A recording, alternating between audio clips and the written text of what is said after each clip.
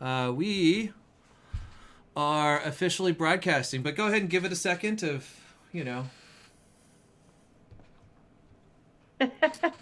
Just randomly staring at the screen. Yeah. Sounds like a good way to start anything, really. So anyway, I made the world's most amazing mashed potatoes. Yeah, what'd you put in them? Potatoes. Mayonnaise. I don't know. You know when you like tune into podcasts and you just catch the end of someone's conversation? It was like, yeah, that's how I lost the back wheel off my tire yesterday. I'm just like, what? Yeah.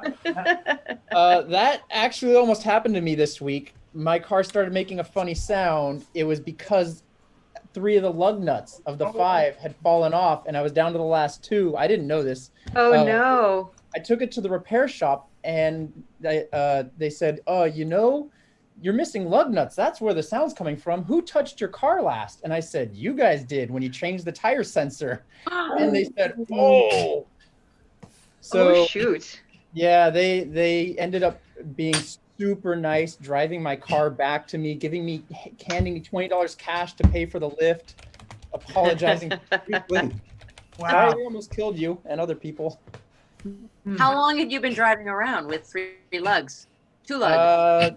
I don't know, but I mean, it started making sounds a couple days ago, and I didn't drive far as soon as it made sounds. So. Don't ignore funny sounds, I guess. No.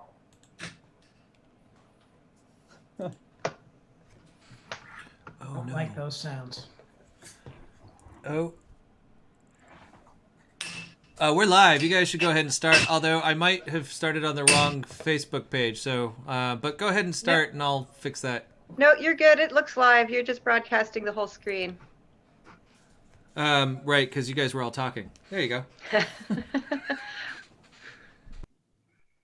Hey, everybody. Hello. How's it going, Kay? Nice to see you again so soon. It is so good to see everybody. All right. Hi, everybody. Welcome to the last installation of our 5 days of Equinox Studios. We're pretty excited today to get to spend the day with a bunch of the fabulous, creative, and wacky artists of Equinox Studios. I'm Kay Morrison, and my delightful and charming co-host is... Work, my pleasure. And just so you folks know what we're doing here, if you're just tuning in, we've got a handful of things going on. So we're clearly on a Zoom. You are welcome to join us on the Zoom and participate with us. The link is on the Equinox Studios website. It's also posted at the bottom of the Facebook page. Or if you just want to have us on in the background while you're puttering around your house, you can just watch the stream either on Facebook or on YouTube. And if you're here in the Zoom and you have any questions for our artists as we are going through, please feel free to drop them in the chat and we'll unmute you and you can ask your question or we'll ask it for you. So we'll keep these reminders up as we go along. But for those of you early adopters, that's what we're going to do. And so for our first round, we're going to have a new set of artists at the beginning of every hour. And we are delighted at the moment to start the hour. I'm going to make sure I know exactly who it is because there are a lot of faces, with Sophia, Tim, and Jeff. So if we could, I should also introduce that we have John Kirschenbaum here as well, who'll be asking some questions. And we also have Deanne in the background who's moderating chats on Facebook. So we've got a whole team of people here trying to make this experience as good as it can be for you. So I'd love to start out with introductions, and based on the way that I'm seeing it, Jeff, will you give us an introduction of who you are and what you do? Hello, I'm Jeff Olhoeft. I do stone carving and painting. As you can see, I've got a block of stone here, and I'm going to do something I've never been able to do in an open house before. I'm actually going to carve stone in front of an audience. Usually there's so much shrapnel floating around that's not really safe, but well, nobody should be around me right now anyway, so it works. Cool. Fantastic. And next on our list. Can I ask what the stone is? Oh. Can I ask what the stone is, Jeff?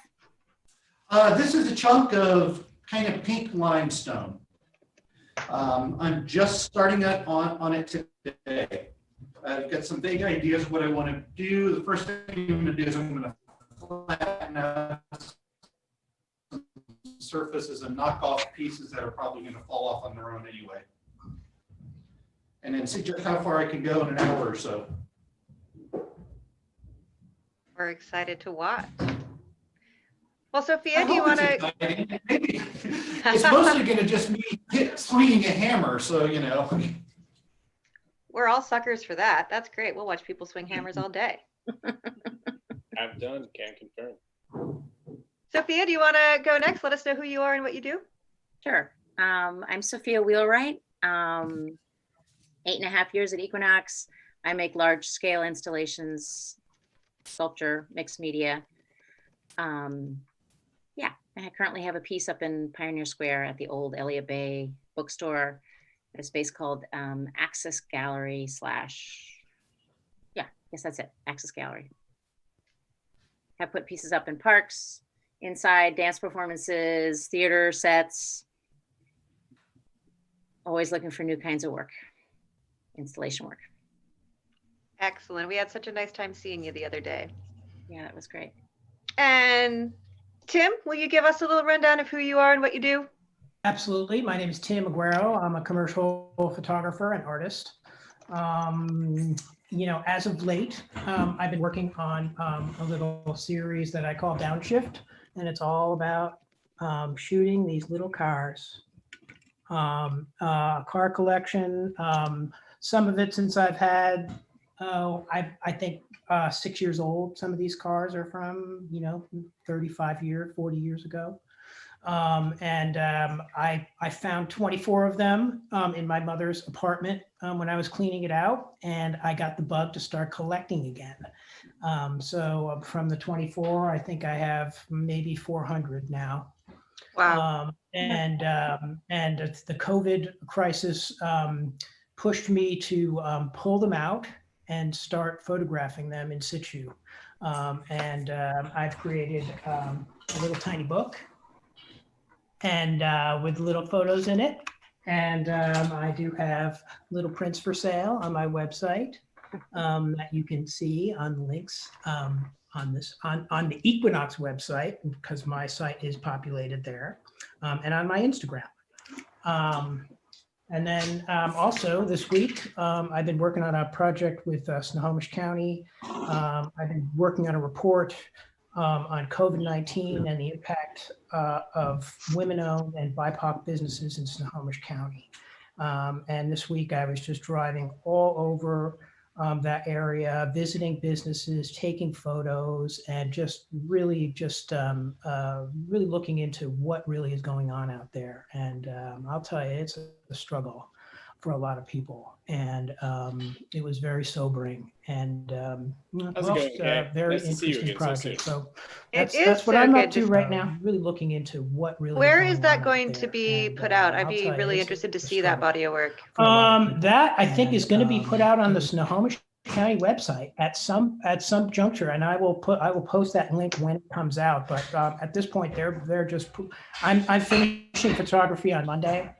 I have 2 more subjects to shoot and a couple of more cities to visit, and then they'll be putting it together hopefully before year's end. I don't know exactly their end date, but it's going to be sometime in the next month, I'm sure. Great. So Tim, you're working with somebody in the county?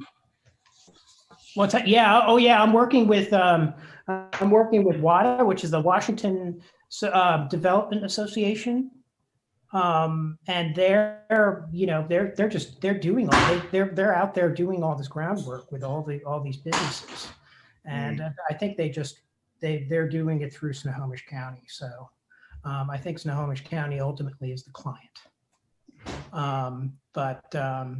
Yeah.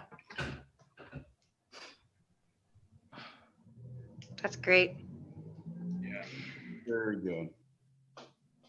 Well, let's see what kind of questions we have for you folks. John, do you have any pressing questions you want to ask any of our 3 artists here? Jeff. Yes. Jeff, are you using any power tools, power hammers, or all by hand? I'm going to do this piece all by hand.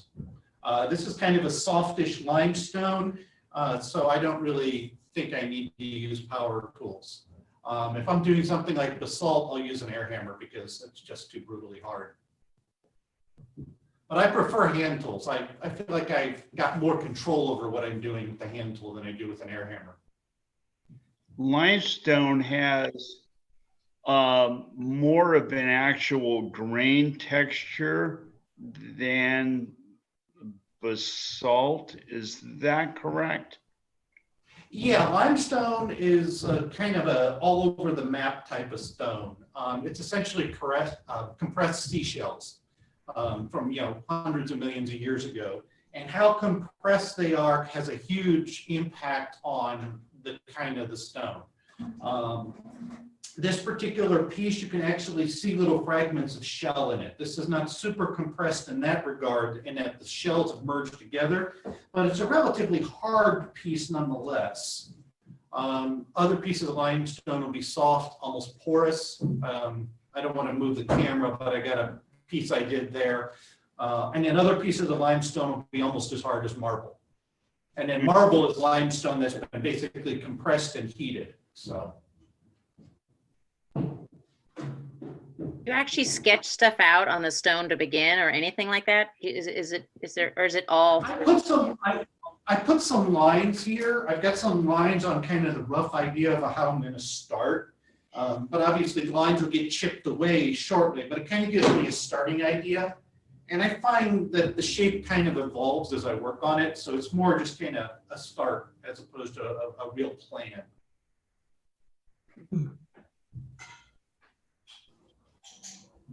How do you buy stone? Where do you go?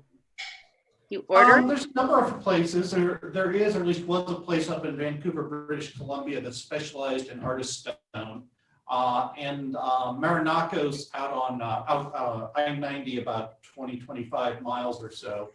Will occasion, they usually do landscape stone, but they do on occasion get stone that is good for stone carving. Those are the two closest places. If I ever get like really elaborate, where I'm like doing life-size sculptures or something, I'd probably actually have to rent a big truck and make a trip to Colorado. Wow. They have good marble in Colorado, so. And then you can have them loaded into your car. I mean, moving stuff around, does that limit? Do you tend to stick with stuff that you can lift? Yeah, the size of stones I work with are based on that. I mean, this piece of stone is about 75 pounds. It's probably about as light and small a piece of stone as you'd want to try and do hammer and chisel on. Much smaller than that, it's hard to keep the stone in place. You end up with a lot of sandbags like I have here and whatnot. And the size goes up and the weight goes up fast.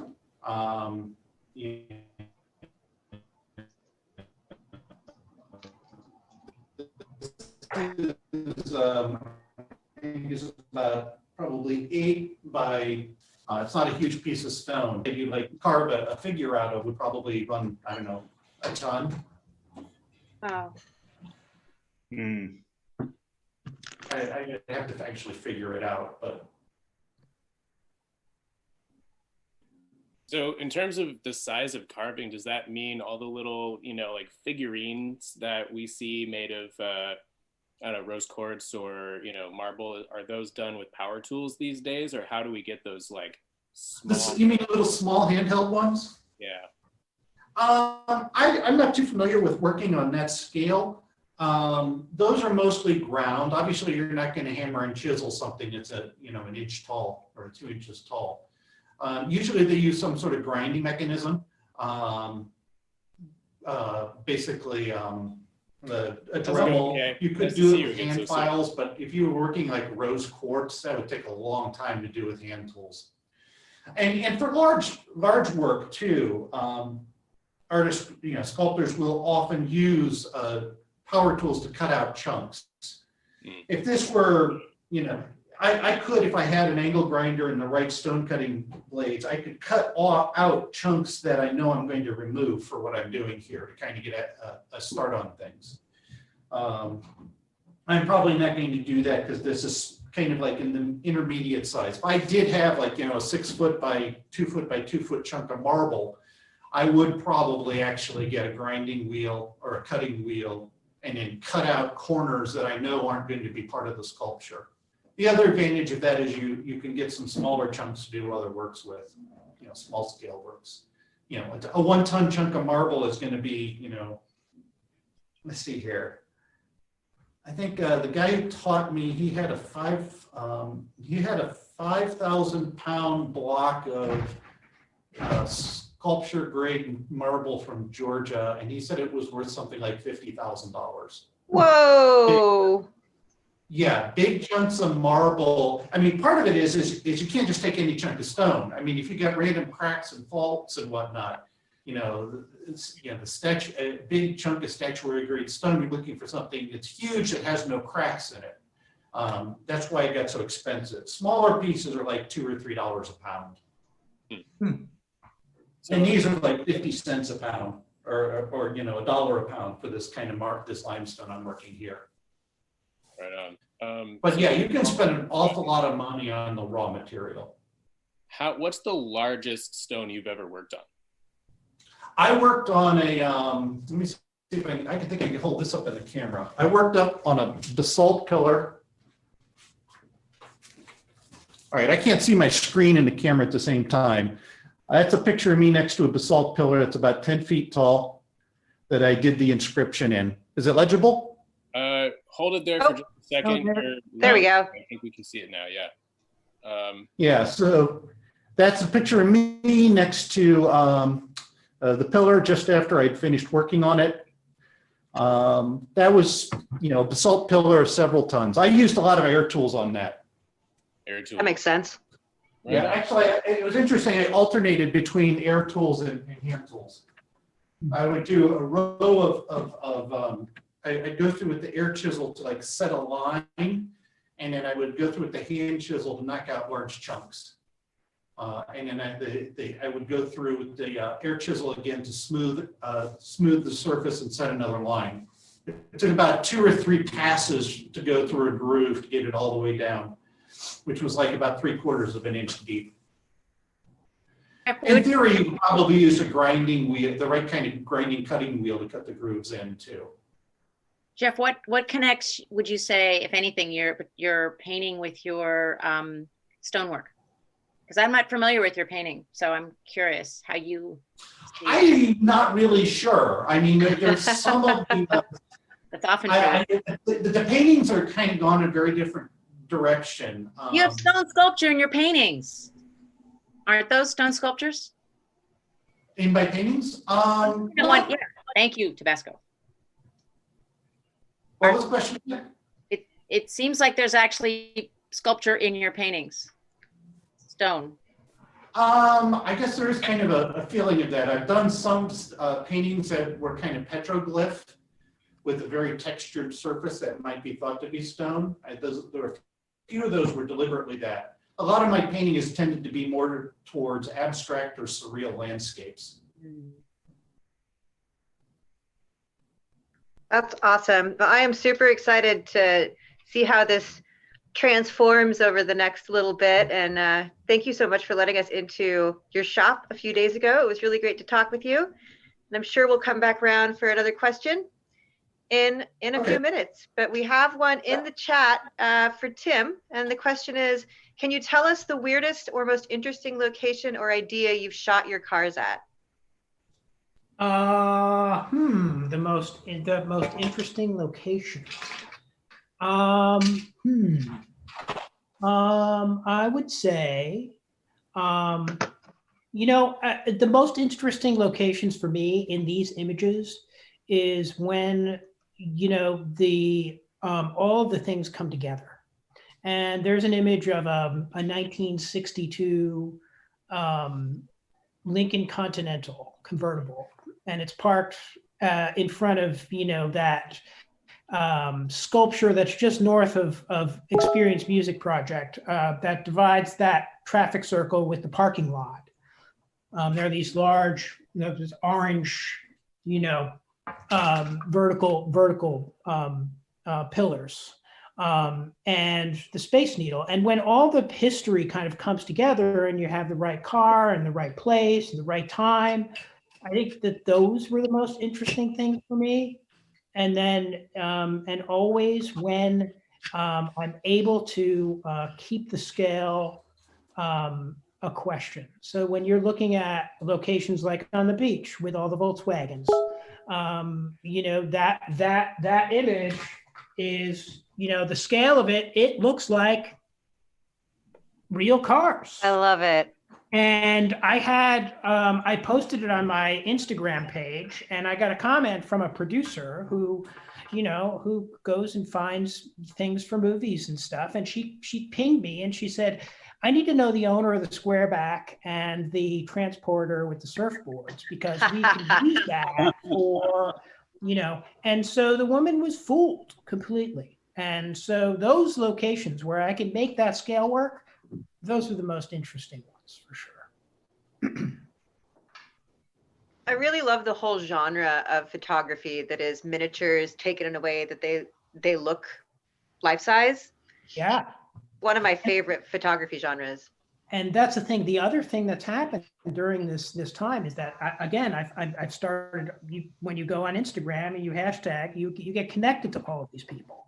And I've had really nice chats with a bunch of people who are shooting miniatures. And, you know, we all have a different style and we all have a different thing. And the subject matter is a little different. And, you know, we just lately had a kid in the news, you know, an autistic kid who has these, you know, models, and he was shooting them and he was making these beautiful sets and these beautiful elaborate things with these really beautiful cars, made a beautiful book and the whole thing. It's just, you know, the whole thing is limitless. And during this time, I mean, I think our fantasy worlds really need to come alive, and you know, that's what it's done for me, and it seems to be doing it for a lot of people who are shooting these miniatures. You know, that fantastical view, you know, is really cool. You know, speaking of other miniature artists, have you seen a series called, I think, Animal Donut? Does that ring a bell to you? I don't remember the artist, and I'll look it up to mention later, but it was a fantastic series of little miniature, you know, like a giraffe or a snake or a shark or whatever, sitting on top of or near donuts. And it was just hilarious. I wonder if that ran into that in your group. Cool. Well, I'll look that up. So during this thing also, I've had some friends who are, you know, real closer friends who are posting miniature. They have different collections of miniatures, and I have all of my shots. There's very few of them that have people in them for a reason, right? Because we can't go anywhere. We can't see people. We can't gather. So I made it so that they looked kind of vacant. So my idea, when we open up again and we are able to gather and able to go to things like music venues and or, you know, flea markets or car shows, I've got people on retainer waiting with their little figurines and people to collaborate with me on like a big, huge car show. So set up this whole car show of cars with all these little people checking them out and looking under the hood and doing all this stuff. So I kind of want to bring people in. I'm bringing this person definitely in, and maybe a couple of other people I hope to bring in to collaborate when we bring people back. That's fantastic. Sounds pretty fun. John, I saw that you were trying to ask a question. What you got? Well, I just wanted to comment. I really liked on your idea of matching vintages with the needle. Right. That's really cool. Is there a manufacturer that's common or a scale that's common? I have to say, when I first started collecting, it was Matchbox and Hot Wheels. That was my, you know, that was my fascination. But when I got the 24 cars back from my mother and I looked at them, and then that's when I started to collect again. And so I just kind of moseyed into Fred Meyer, and I noticed that there's a company and they're called Johnny Lightning. And I think they've changed their name to Greenlight now, but I'm not sure. But those two companies, Greenlight and Johnny Lightning, their scale models are just so much better than Matchbox, the detail is just Ooh. so much better. Oh, And everything about it, it looks real, and it's super. I mean, they just look wonderful. And so the details of these things are, just amazing. They're all, scale, and they're perfect, little mirrors, little windows, and that's what really attracted me to it again, because they were really scale models. And the Matchbox, I don't really like the fantastical cars that they come up with, the modified vehicles. I like real scale models that were actual production vehicles. and these are cast metal. Yeah, they're all die cast. Wow. Yeah. And the original 24 were yours or your? What's that? These are what's that? The original 24 that you got from your mother's, Yep. were they yours as a kid or your Yep. mom? Oh, they were mine as a kid. Yep. Wow. They were mine as a kid. Yeah. Yep. She kept 24. That I don't know, my collection got to about 200 when I was a kid, and just a lot of them went by the wayside because they were destroyed. I mean, I used them. I used to make cities. I used to meet my friends, and I played for hours making roads and building cities and for hours doing that. So that's it. It's got a lot of history for me. And now I get to go play with cars again, which is super fun. You get to reach into being a kid again. Absolutely. Might as well, right? Got to keep it alive. Jim, were your kids ever into cars? Either of them? No, not much into cars. No. Javier, I had them around, and but not much into. He was into, earth movers, construction vehicles. Who doesn't like heavy machinery? I mean, really. Right? I was a heavy machine kid, for sure. I'm wondering, I see like you've got like your display of cars out on the table. Do you sort of categorize them and store them in a certain way so you can pick out like the make and model you want for a shoot? Or do you just sort of have this pile of cars that you dig through every time and, No. Usually what I do is I kind of, I stage them. Like I have a little place where, when I'm going on to the next car, I'll just pull that car out of, I have a couple of display cases. I don't know if you can see this one back here, but there's a display case here. I have a wood one downstairs, but usually those are the ones that are now the ones that I've done already. So the ones that I haven't done, I usually put in front of me on my desk and think about it for a while, figure out what I can do with it and where I can go with it. They're usually like 3 or 4 out on my desk at once, and I'm just thinking about those 3. Nice. Do you have to, like, when you're finding new ones, I assume, probably like little antique shops and thrift stores and stuff, or maybe online, do you have to like clean them and fix them a lot? Nothing. I've never had to clean anything or fix anything. I mean, usually stuff is pretty intact, and most collectors don't even take them out of the package. Sure. They keep them in the package. I bought, I think I bought, 40 cars from a guy once that were all in packages. So I just take them out of the package. I just can't subscribe to it. And I don't even care what the value is, not really a thing for me. Totally. I appreciate them as sculptural pieces at more than their value. So, you're going to take it out of the package. Oh, it's going to, it's going to lose $3. What are you doing?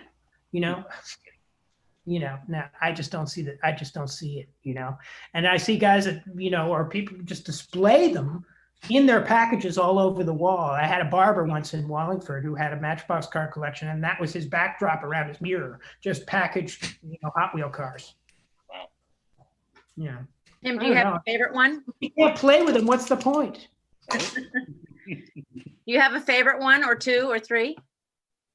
I have a favorite 1 or 2 or 3. I do really love this Toyota 1980 Toyota Land Cruiser.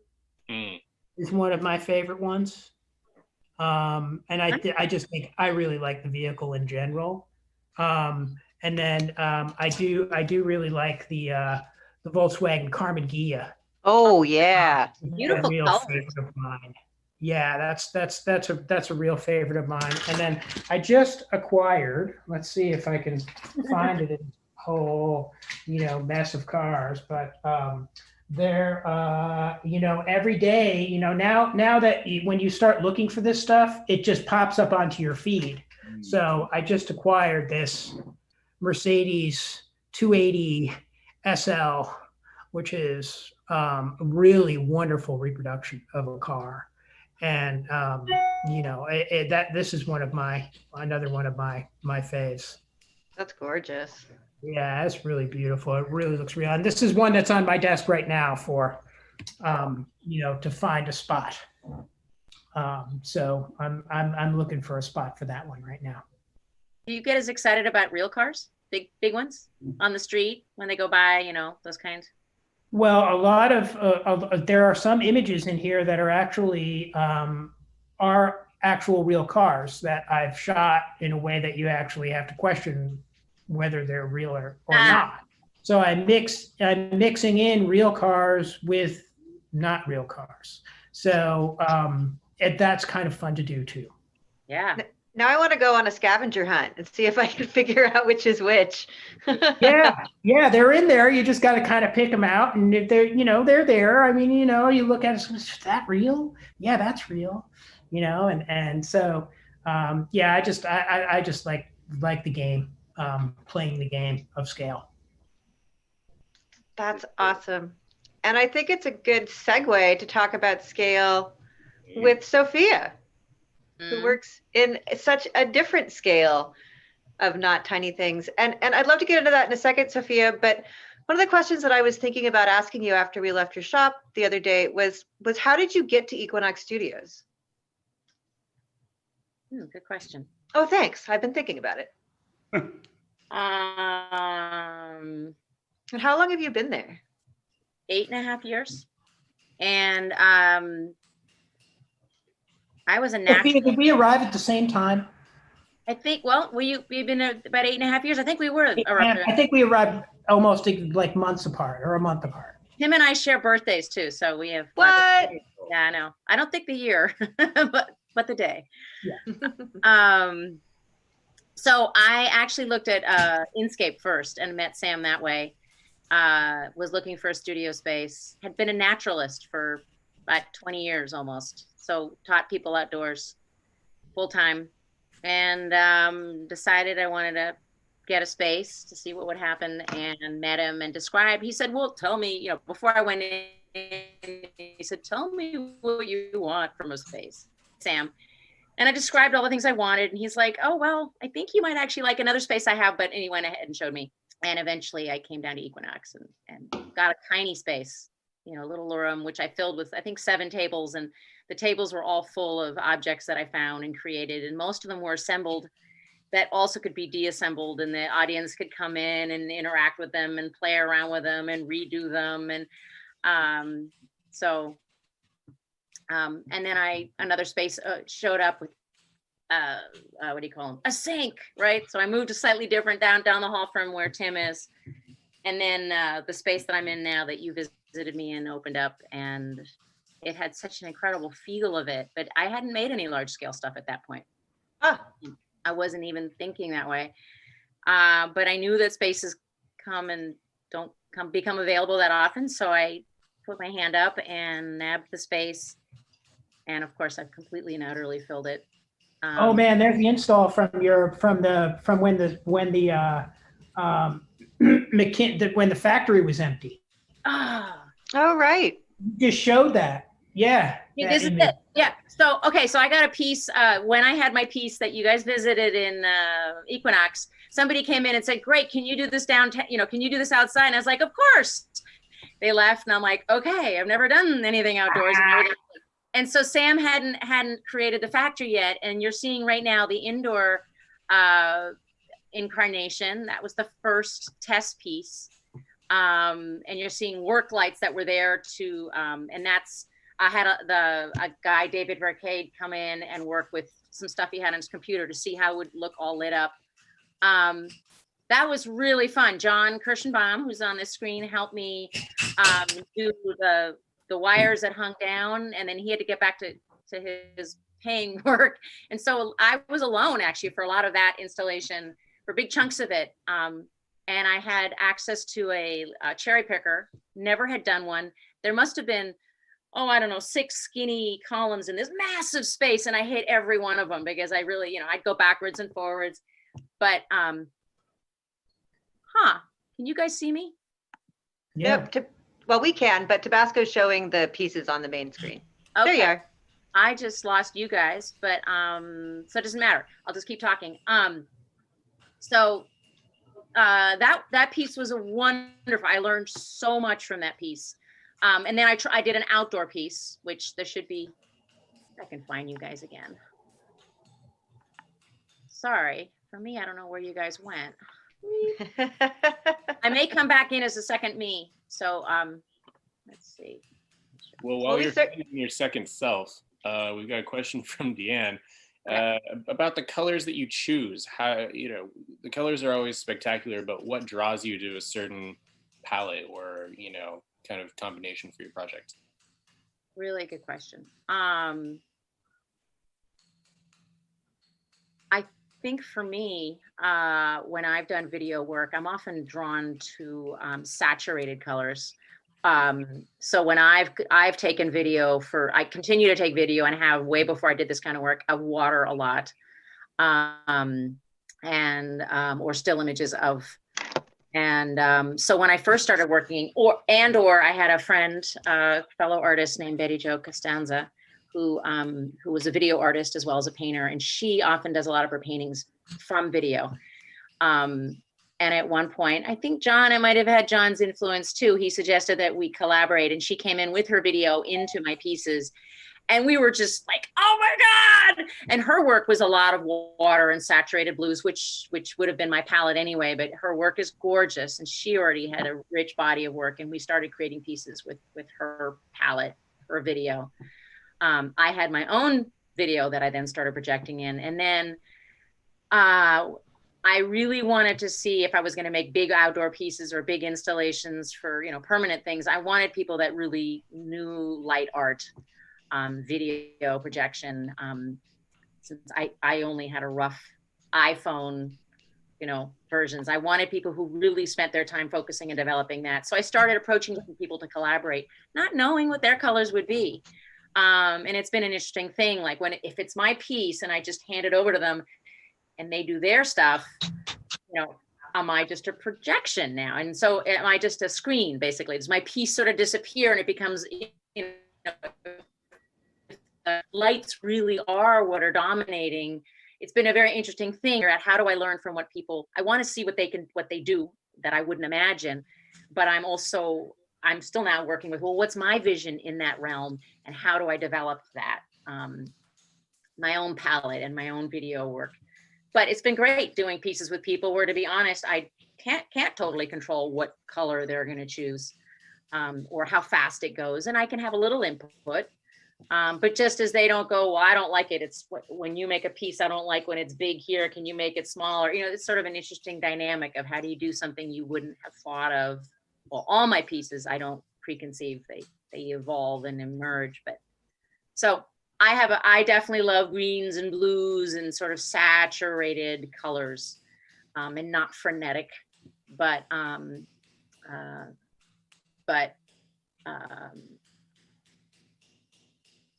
I think because I feel like we all move pretty fast. So I'm sort of trying to balance that in my work, but. It's a fascinating idea that I didn't really, one of those things that's there, but you don't know it's there until you look at it, is the problem or the question, when is the light illuminating your piece and when is the light the piece, and, then which pushes you back to the canvas potentially, or that kind of thing. It's really interesting. Yeah, because you always need to see, but then how is it directed? Yeah, great. Well, that's one reason I think I like the pieces where you lie down, because you you're there for enough time because you're literally relaxing, looking up at the stars kind of energy. And then you might notice the volume or the translucency, and then you'll know, and then the movement. So your own ability to go between those different realms has plenty of time. You're not holding your head up and trying to figure out what's going on. You're, and you see all those different layers. And I think I said in the when you guys went through my thing that I really like seeing pieces that when they're not lit, they also have a very different experience than at night. For sure. When they get lit, or when it's sunny out versus when it's rainy and the raindrops get caught. And so just like walking through a forest, you notice different things at different times depending on the conditions. Yeah. Yeah, they're still lit in the daytime. It just happens to be sunlight. Mm-hmm. Right. Mm-hmm. And sometimes they're very dark, gray, stormy, and foreboding, and other times they're very shiny and light. I mean, it's a wonderful material in that regard. It has a lot of different moods. Not unlike Speaking our of that material, what the piece in Burien, how did that look like when did you take it down? I did eventually, yeah. What did that look like when it was done, after it was out in the elements for however long? Yeah, all my material, I mean, that one wasn't up that long, but all of it aluminum doesn't rust, so it just gets sort of slightly darker. I think if I had a brand new piece just out of the box and just worked, never having gone outside, it would seem shinier, but it's not a huge difference. And of course that went through the fires. I put it up while but it didn't have, ash or anything like that. It certainly collects the debris from the trees. Right. Yeah. So it's funny because when I unwrap one for another job, often there's little bits of pine that are from the, Dottie Hopper Burien. And so I've been reusing material for different jobs. I anticipate that I will be making more material as I get, more permanent stuff. Sure. And then you can buy it in copper, which I've never done because I always thought it'd be too shiny, and you can buy it black too, which is it's coated with something. Wow, black might be interesting. Copper would turn green though, wouldn't it, in the elements? I don't know. Yeah, I was just thinking that. Yeah. Yeah. It's really expensive, so I just haven't done it. But yeah, that could be a tricky one to have outside. Copper is expensive. yeah, actually, you know what? Now that I say that, I'm realizing, is it bronze or copper? But either way, and is it? I think it's just coated. I think it's still aluminum underneath. I think it's it's for screen doors. So it's for. Do you want screen doors that sort of fade out by that's black, or do you want it? I don't know who has it, bronze or copper, whatever the color is. But it's screen door material. This is a building material, not a traditional art material. Sure. So we've got about 15 minutes left in this hour, and I want to make sure we get around to everybody one more time. We definitely want to check in and see how Jeff's done. I'll leave him maybe till the last so we can get the full wrap. But Tim, let's go back to you maybe. So I know you just talked about the project you were doing with Snohomish and that documenting businesses during COVID. Are there other ways that 2020 has impacted the way you're doing art, the way you're perceiving art? What are some creative influences that have happened to you because of this weird ass year? I think that, when this first happened in March, when everything kind of shut down, and like the first thing that happened really was my client at Kaiser Permanente, who's been my client for, 20 years or something. I've been shooting there, since way back when, Group Health. And, we had a conversation and she said, everything's gone, right? We had a shoot on the book, or two shoots on the books to go into hospitals and take pictures of doctors and do kinds of things like that. And I was kind of preparing myself at that moment to do those shoots. And I got a call saying that all that's gone away and we're not going to be doing that. And then, that first week or so was kind of spinning, And then, I really realized that creativity was the thing that was going to kind of help me through my days. And if I didn't have it, along with, losing the ability to play hockey, also was a big thing, because that's also part of my creative process. So, really what it was is it's just like that one day that I went into my collection and I took a picture of one of my cars, and a friend of mine chimed in and says, you need to do a series of photos of these cars. And then the light bulb went on, and then I just reverted right back to my childhood at that point. And I was like, I could do this, and I could do this with nobody around. I could do it all by myself whenever I want to. I don't really have to be pressured to do it. And, and I could take it, one car at a time. And it was really just kind of people in my circle saying, oh, well, geez, what are you going to do? There's no work, the work has gone away. And, I latched right onto it. It was just somebody just mentioning it and saying, yeah, oh yeah, that's at my fingertips. And I don't really need to go and do a bunch of production, and I don't need to go and buy a bunch. So I can mail order things. I can, collect as I go, so it just kind of opened that up for me.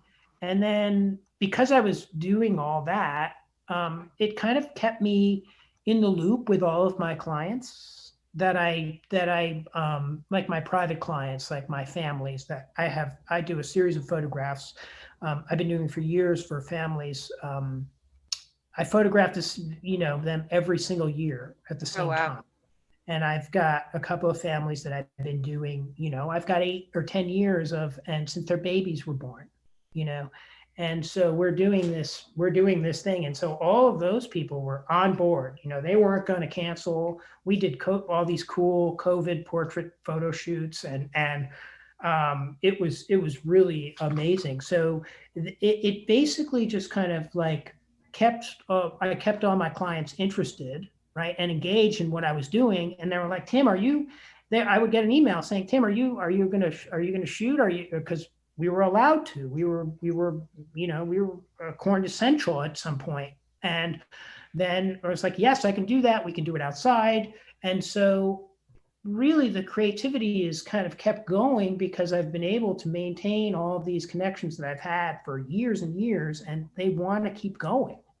And within that, it brought more of that work, that portrait work to me, just, individuals coming to me, where it was easy to get around the COVID restrictions and make it comfortable for people, and they didn't have to feel like, it was a toxic environment. So this is such an important time to be documenting our lives too. Like it's really, absolutely. It's important to mark this stuff, in stone, on paper, in mesh, however we do it, but not to be forgotten. Oh no, not to be forgotten. It's really, we're at the 20-year anniversary this year coming up of 9/11. Right. And that's another big deal. It's another moment. I was in New York, I flew in that morning to New Jersey, and I was right across the river. I have photos, I was there. We had lost family in the tower. It's not, it's something that never goes away. And this magnitude is bigger. This is a bigger magnitude than that. This is more people dead. So I think that the people that I photographed, the families, and the fact that they wanted to be photographed in their masks, and they wanted to record this time, that whole thing, when I do all this series of photos, and then you come across this whole series, like with the masks and all the whatever that looks like, oh man, it's all been very inspiring. And that's great. Listening to people's stories on how they're coping, and is pretty cool. Awesome. Thank you for sharing that. And thank you for doing that work. It's going to be very important for families for a very long time. Yeah. Yeah. Well, Worker John, do you have a final question for Sophia? Oh, go on, John. No, go ahead. Oh, well, just seeing Seattle kindness. Seeing the comparison from everybody in their different environments now on Zoom has just got me wondering, for somebody who does so much kind of large installation type stuff. Do you take your art home with you? Do you, what's your version of the pile of cars on your table kind of thing? Well, that's a great question. No, I have none of my work at my house. I would say like Tim, my nobody else work is I take macro photos with my iPhone of mostly vegetative matter, so plants. I work as a gardener, it's my outside work. But I used to be a photographer. So there is something about macro really zooming in and the color and the abstraction. So that has been, and those aren't even macro. See, Tabasco, see if you can find the one. Actually, I just brought it up on my phone. It's of a tomato, and I think you're not going to see it, but it's basically, yeah, there's a lot of glare, right? You fortunately can't see it, but it's super close. And there's a calla lily you guys can see on the screen that he's showing. Yeah, beautiful. And then there's another one here. Let's see if again, here's my phone. It's of white flowers. So there's the tomato. Whoops, there's the tomato and there's the calla lilies. So there is something that I find amazingly magical about, and I've been taking 2-hour-long walks. That was the beginning of COVID, not so much anymore, but a lot of walking outdoors, a lot of being outdoors, and a lot of noticing that level of detail. I don't know how it's gonna go into my work, but my photography is really coming back into my life, and I realize, I want to do something with it. Other than projecting it into my image, into my mesh. I definitely want to do something with it, but I'm not sure what that is. So that's my version that I'm just indulging in.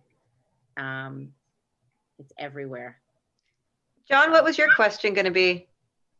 Well, the comment I'll make is because I know and have seen quite a lot of Sophia's work, that the detail in what you notice does come out in your work. There is a sculptural quality to those photos that comes through in the way you handle the mesh. Yeah. Thanks. I've never linked those together like that. Yeah, I see them as real related. Well, Jeff, we've got 5 minutes left here. Do you want to show us how far you've come along on the piece here? Are you done yet? Yeah, are you done? Can we see the finished piece? I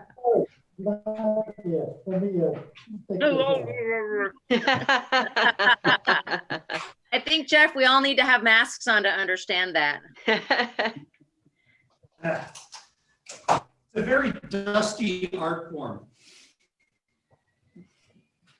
No, I'm not done. I was Really, all I've done. Actually, I'm just going for a cube, so that's all you know. It's very quick. No, so what I've done, I've basically knocked off loose pieces, and I've kind of decided I want to do a vertical sculpture that stands upright. Okay, and the problem is the bottom. It's not the way this broke. It wasn't cut flat, so most of my effort today has been flattening the bottom, so it'll be relatively stable standing upright. And I also have learned a little bit about the stone. There's like a shear plane. It really likes to break here. You can see where I was pulling off this side lips, it kind of just flaked out. So it really wants to break long ways right here. So I need to be careful going sideways into the edges like this, or I may end up flaking off a lot more than I intend. So, flattening the bottom is probably a great application for just a cut blade. On the other hand, this gives me a chance to work on the stone in a part that doesn't matter too much. If I take an unusual chunk off of the bottom, I'll cover it up. So it's kind of a good way to learn how the stone reacts to the chisel before I start getting into the meat of the sculpture. Jeff? Yes. I noticed you use sandbags a lot to cushion.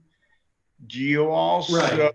like if you're gonna work vertically, do you clamp that in any way? I don't normally clamp it. I mean, it's 75 pounds. It doesn't go very far.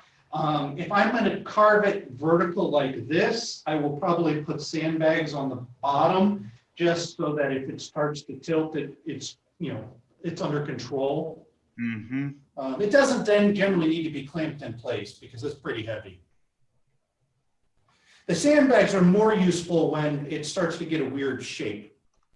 Right now it's all mostly flat surfaces, so I could just as easily use a piece of wood to lift it up. But eventually, as I get curves and whatnot, the sandbags are really useful for changing the angle. Fantastic. Well, I want to applaud everybody on this call for being so timely and so awesome. And I really appreciate being our first people doing this on the first time we're doing this. You're all very brave to jump in and just give it a try. We are just 1 minute before 4 o'clock, and I see we have a bunch of new folks here. Hi, everybody who's new. We're so excited to see you. And hold on, I was just sending a message to our mob boss. See if we can maybe go to commercials for just a couple of moments so that I can go pee, and then maybe we'll come back just a couple of minutes. Like, we'll stay here. No one leave. No one leave. But we'll come back in just a couple of minutes, and we'll do our next round of interviews. Sophia, Jeff, Tim, thank you so much. Work and John, y'all are amazing. Thank you, Deanne, for your comments. Thank you, Kay, for all your work. Yeah, it's my pleasure. I love you all. Thank you. Thanks. Yeah. You know, environment. Yeah, and this is being recorded, so you can go back and watch it or share it with your friends later. Woohoo. All right, Tim, can I say something? I just wanted to say with your talking about the cars, I kept having Randy Newman's. The soundtrack was the little cars that go beep, beep, beep. Yeah. Yep. It was like the whole time. Awesome. So I got it Yay. for you. I love that. All right, we are going to go to 3 minutes of commercials. Nobody go anywhere. We'll be back in just a couple of moments. Woohoo.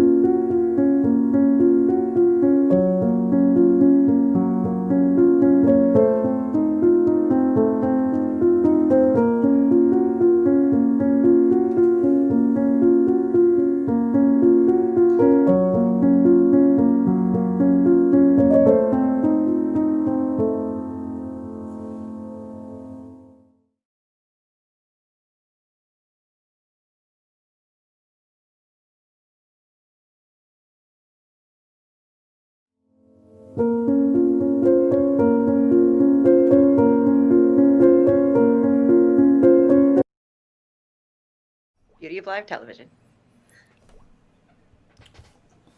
Woo! There's work. Okay. Welcome back, everybody, to the second installment of our very virtual Zoom artist chat here at Equinox. We were just talking to Jeff and everybody that I just blanked out on the names. Tim and Sophia. Exactly. And it was fantastic. We're going to move on. We've got some of our favorite artists from the factory hallway. We've got Joyce, we've got Kristina, we've got Vilem, and if you've tuned in, you probably know about them, but does anybody want to jump off first? Anything that we need to get out of the way right now? How about Kristina? There you go. I was like, we're just going to point to people. Kristina, will you tell us who you are and what it is that you do? Me. Okay. Yeah, you. Yeah. Hi, I'm Kristina. I'm here in the Equinox studio, in the factory in our studio, Photo Effect. And I'm an oil painter. So I'm here making a mess today. Excellent. Yeah. Oh, there's our Instagram feed. We're a duo studio. So Vilem is also part of the studio. So you can see some of his stuff too. That's awesome. Are you on a new project at the moment? Yeah. I thought it would be fun to like make a mess on screen instead of quietly alone. Totally. It's always fun to have friends in the studio. For sure. Yeah. Have you hit the ceiling again yet? No. Dear God. I still have to clean that. No, I'm trying to use less turpentine today, or turpenoid, so that the paint is less flingable today. So Sure. Yeah. For people who didn't hear the story about turpentine, what did you do? So I can move over a little bit so everybody can see a little bit better. It's backwards. So I started a new painting. And it's kind of washed out because I thought like, oh, it'll be fun. I'll just play around with more turpenoid than I normally do and just see what happens. And then, and it was too much. It was way too much. And so it just started like dripping down the canvas. Everything kind of melted. And I was like, oh, I'll put spots on there. And I pulled out a Jackson Pollock imitation and I hit the ceiling. So watch out for that. Yeah. What is art if not some danger? Right. Absolutely. Yeah. Last year, I felt so bad. We had a visitor in the studio, and I was about to clean out my turpenoid like pot. I don't know if you've never done oil painting before. This is super fun. So like you have to have like a pot filled with I don't know if I can. Well, there's like, it's brown inside here. It's just brown liquid of turpenoid and oil paint leftovers and everything. And like every once in a while, you really should like clean it out. So you dump the turpenoid into a jar so all the paint stuff settles and you can reuse some of the turpenoid. But then you got to wipe out the inside. And I was like, oh, Vilem, do you have like rags or something? I'm about to do something really dirty. And like this person that was visiting was like so excited. I think they thought I was going to like fling paint everywhere. And instead I just like shoved my hand into this nasty jar. I've never seen anyone so disappointed. I felt really bad. Aw. More paint flinging, less cleaning, but yeah. Would you be interested in kind of doing more of that Jackson Pollock inspired style if you didn't have to clean it up? You know, is it Oh. like outside you would want to do that kind of thing? I would do it inside. I mean, obviously it didn't really stop me. Sorry, Sam. But yeah, if I just need to practice with it more. I think there's just yeah, there's definitely an art to it. I love, you know, I think a lot of people have the notion that, you know, if it's abstract, it's easy, anyone can do it. Why are we bothering? But there's a lot of work that goes into making things look accidental. And so, yeah, I'm sure there's like a better balance of amount of paint and turpenoid and flinging and the type of brushes and all of that stuff. So more practice needed. Practice Always. of Yeah. unintentional outcomes. Yeah. Mhm. Yeah. Right on. Yeah. Well, Joyce, how are you doing over there? Hi, Joyce. Oh, good to see everybody. I'm at home in the Central District in Seattle. I'm in the Central District too. High five. Right on, yay! And in fact, Kristina and Kristina, Vilem, and I, we share a wall. We have studios right next to each other. So there's never a dull moment in that hallway. You know? Hi, Joyce. Hey. We take turns, you know, calling out to each other and supporting each other. It's fun. It's fun. And I have extra paint in my studio, Kristina, if you need to paint the ceiling. But I don't think it's necessary. I think Thank painting goodness. is important. You're an artist. It's your studio. Yeah. Yeah, you three have quite a little compadre there. It's its own little sideshow. And actually, I want to call that section of the factory the sideshow because it's always full of laughter and silliness and creativity. It's a joy to come see you all. Yeah. I loved this summer when we took our work out to the sidewalk. I think it was either July or August, and That was fun.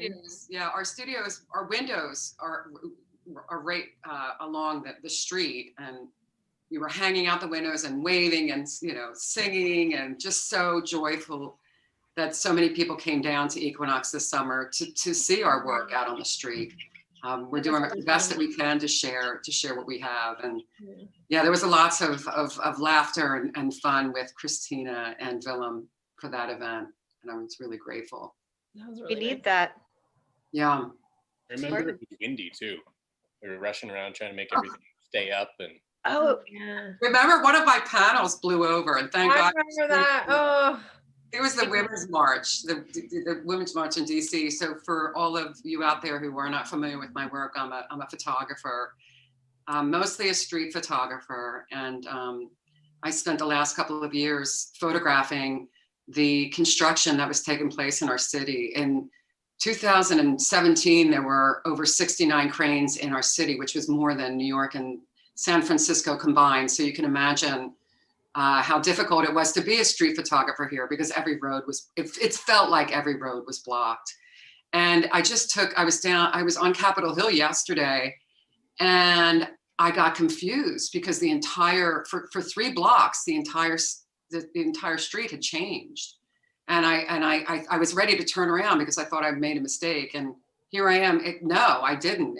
Our city has changed so dramatically, but I had the gift and privilege to photograph 2 buildings going up in Seattle, one being the Troy Block in South Lake Union. And the last one that I shot and finished shooting in 2019 was the Rainier Square Tower. And the Rainier Square Tower was super exciting because the core of the building was steel. And it went up so quickly. It was one of the fastest buildings to go up in our city, even though it was the 2nd tallest. So I had that privilege and to be on the site and photograph the crew. And I think you see on the B-roll that's going up, that's one of the panels that I shot at the Troy Block. And they're three-dimensional pieces. And really my whole point in sharing it in that format was to create or share sort of an architectural feel. And the images, the photographs are printed on metal. And I see John Kirschenbaum. John Kirschenbaum is in the house, and he was integral to the creation of these panels. He's a woodworker, and we sat together, and I actually showed him a napkin of an idea, and he brought it to fruition. So I feel super lucky to be in our community with so many gifted and talented artists with so many different backgrounds and specialties.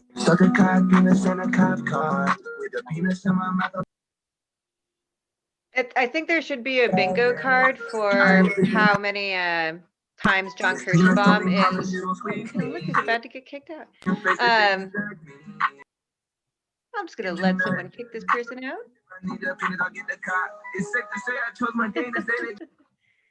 So I think there should be a bingo card for how many times John Kirschenbaum is referenced by other artists in this community, because every single person, not every single person, but I would guess everyone on this call, or every group of people we talk to on the call, will be able to mention that John has helped them in some way. Oh, that's so cute. Yeah, bye-bye. We're like internet bombed? We just got internet bombed, yeah. That means we're popular enough to get internet bombed. I know. Right? Look at that, everyone.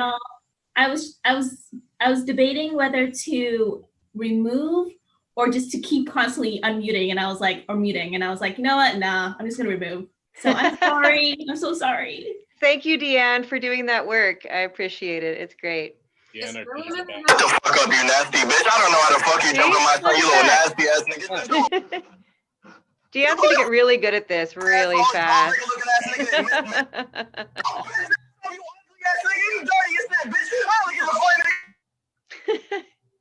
Wow. It does mean we're popular. I know. Look at that. The art brings all the bombers to the yard. That's so great.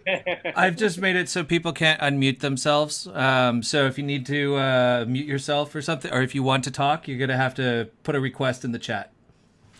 Great. Thank you, Tabasco. So did I see that Vilem popped on here? Yes, you guys, this is so funny. He stayed at home so that we could both get on and not overload the Equinox stream. And then ironically, our internet at home died. So he's doing tech, tech support at home right now. He'll be back on as soon as he can. But yeah, I think someone in the chat was asking Joyce how she chooses her subjects. Oh, Joyce has to be unmuted now. Poop. Bombers. I know. There we go. So exciting, though. Oh, wait. Joyce is still on mute. Can you hear me now? Yes. Yeah. Thank you. So I am a street photographer, and I allow the community and the city to guide me in what subject I'm going to cover. And it's interesting because Project Commingle, which was photographing the construction in our city, came about because I came upon a sign on the corner of Thomas and Boren, which is down in South Lake Union. And the sign said commingle. And I thought it was the construction company reaching out to the community for us to all get along during the destruction of an entire city block in South Lake Union. So I went down and asked if I could get inside the curtain fences and photograph. And much to my surprise, they gave me permission. And after going down a couple of times, the safety coordinator asked me, why do you keep coming? And I said to him, well, you guys encourage the community to all get along. And he said, what are you talking about? I said, the sign commingle on the corner. And he said, that's not what commingle means. I said, what does it mean? And he said, it's the area on the site that acts more or less like the dumpster. So it wasn't it was not an outreach to the community. It was just a sign for the dumpster. And after I realized what it was, my favorite story. I was totally embarrassed. And I'm handing back the safety vest and the glasses and the gloves. And the safety coordinator handed them back to me, and he said, please keep them for future visits. So it was the invitation of a lifetime to spend, in total, at this point, it's 5 years inside the curtain fences and really intimately following along and watching the rise of both the Troy Block and the Rainier Square Tower. So really, it's what's happening on the streets. Like after I finished 2018 shooting the Troy Block or the Rainier Square Tower, I thought to myself, like, what do I do now? And it was just natural that I get back on the streets and see what's happening and this new swirl of activity in the restaurants and in the galleries. I'd go on the first Thursday of the month and photograph all the activity. And what I was trying to do is, with the reflections on the windows of the galleries and restaurants, reveal some of the construction that was still happening on the street. So you have this, even though there was a construction, the city was still swirling with activity. So that's what happened with my last project, where I'm still in the midst of it, which is called Twilight. And now that restaurants and most galleries are closed, I wondered, like, what do I do next? And we have some wonderful paintings that have been put on the facades of the restaurants, which are, most of them are right up. And so that's now, now my next project is tooling around the city on my bike and photographing these facades. And I'm going to take that project and do the same three-dimensional panel. I haven't talked to John Kirschenbaum about it, but that's another project we have happening, where I'm going to do that three-dimensional architectural feel and reveal, 30, I think there's 32 images on each panel. So just have these wonderful paintings and messages that the restaurants are carrying. And then the whole thing with the Women's March. I mean, again, we're out on the streets. How can I not, photograph these women's marches? So it's basically, I just move, I photograph what the city offers, and then I move in that direction. And the next thing you know, I have another project that's happening. So I feel really we were talking to Tim about this in the last hour, about how important it is to be chronicling this period of time. Like, he's been taking photos of families, you're taking photos of, the art and the businesses that are struggling. It's going to be so it's getting us through right now. It's lifeblood right now. But in years to come, it's going to be such strong reference points and such strong remembrances. So thank you so much for taking the time to do that work. You were saying a quote by Jack Kerouac the other night about, art imitates life, imitates art, imitates life. Yes, and I have my mission in my work is art creating community. And after this summer, well, since we've been in quarantine, I should say, starting last spring, my mission statement, as I said, is art creating community. And I added a second line, community creating art. Because without the community, my art it felt like it was coming to a standstill, and I'm not photographing people who are, the streets are fairly empty due to quarantine. So it's the community. Without the community, art stops, or it slows down to a quiet pace. So I'm really grateful for our community, especially. So is Vilem on? Have we? He's here. I can see him now. Yeah. Oh, where are you? There you are. Vilem. But he's muted, I think. Yeah, let's unmute Vilem and make sure that John is unmuted as well. Hold on, Vilem. We have to unmute you. We got so popular, people started bombing us. Lots of songs about penises. Oh my God. Oh, there you are. Hi, Billy. Yeah. Can you hear me? Yeah. Okay. Oh, sorry, I had our internet. Technical difficulties. Yeah. Fuck that jet. Will you let people know who you are and what it is you do, Vilem? I am Jimmy. I don't know who I am. Who are you people? Don't believe it. Who are these people?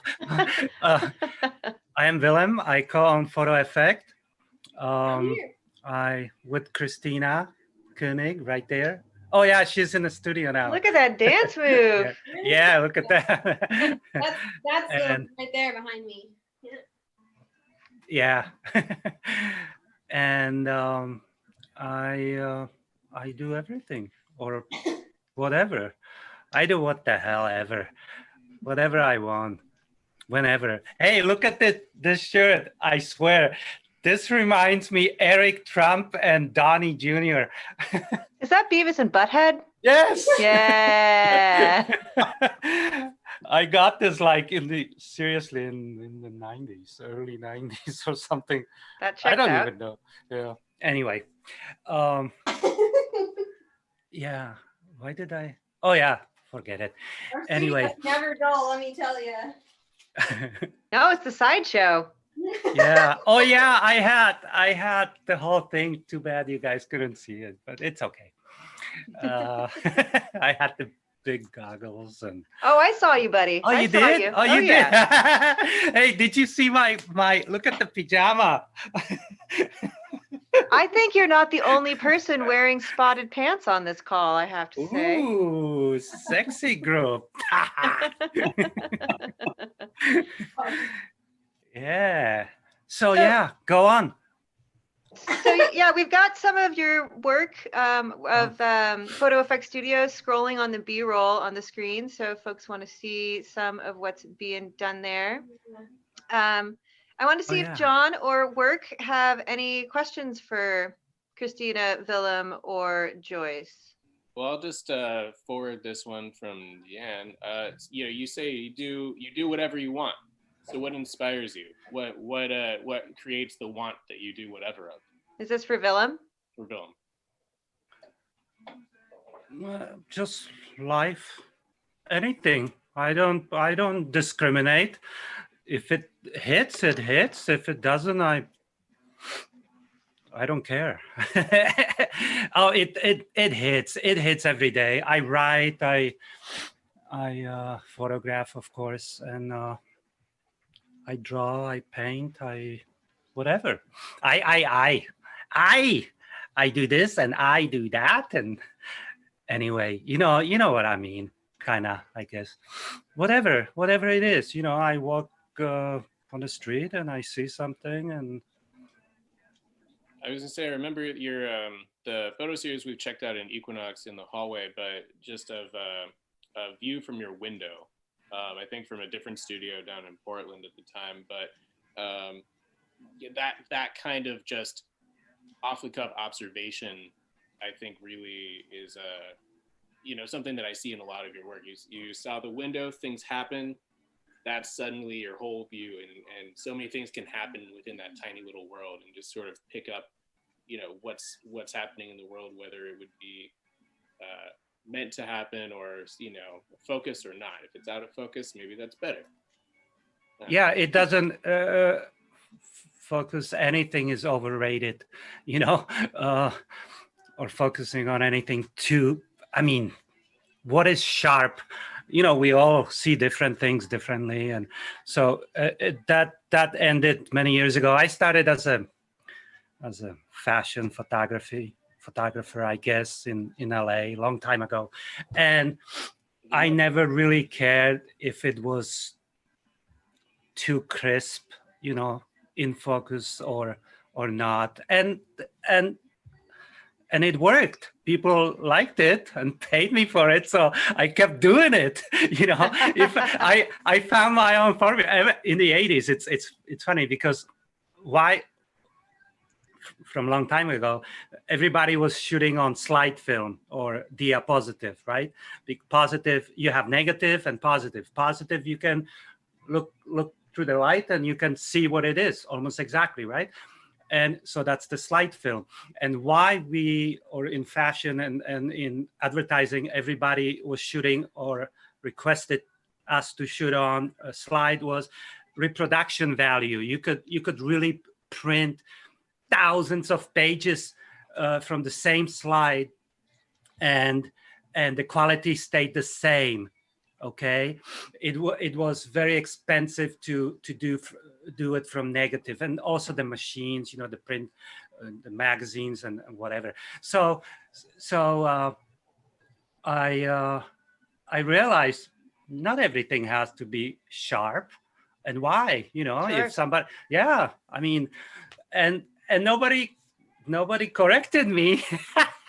Not that I would let them, but they said, okay, fuck it. So I said, fuck it too. And I kept on doing it, and I did okay. And then I said, hey, I don't want to do this anymore. And I started doing more kind of abstract photography. Many people don't know about Ansel Adams. They only know the black and whites and also Western, but they did great color photography too, and so and I started doing abstract. And Aaron Siskin was kind of the guy I was like, wow. And that Hungarian guy, Mohoinat, Laszlo, and Andrei Kertész.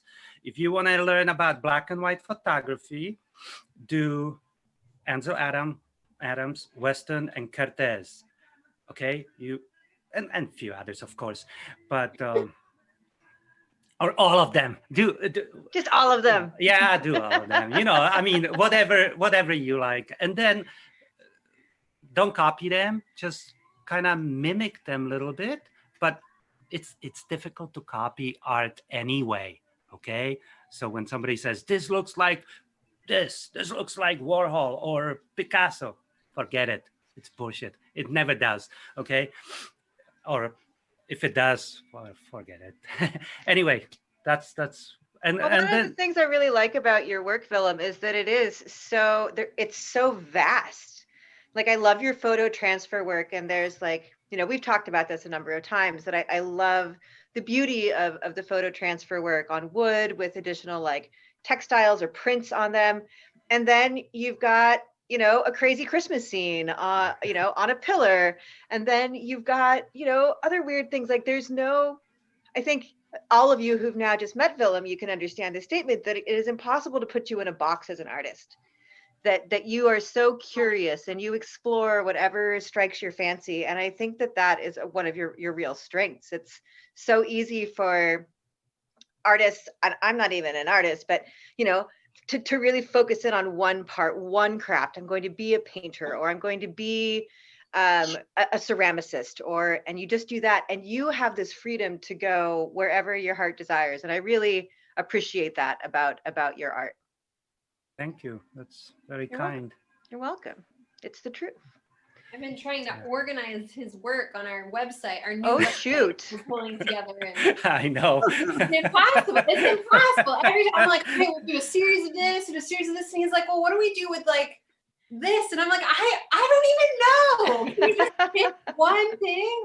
Yeah. Awesome. Yeah, Converstations, Kristina and Vilem and I will start going off on all these different tangents. Man. Kristina is like, stop. 5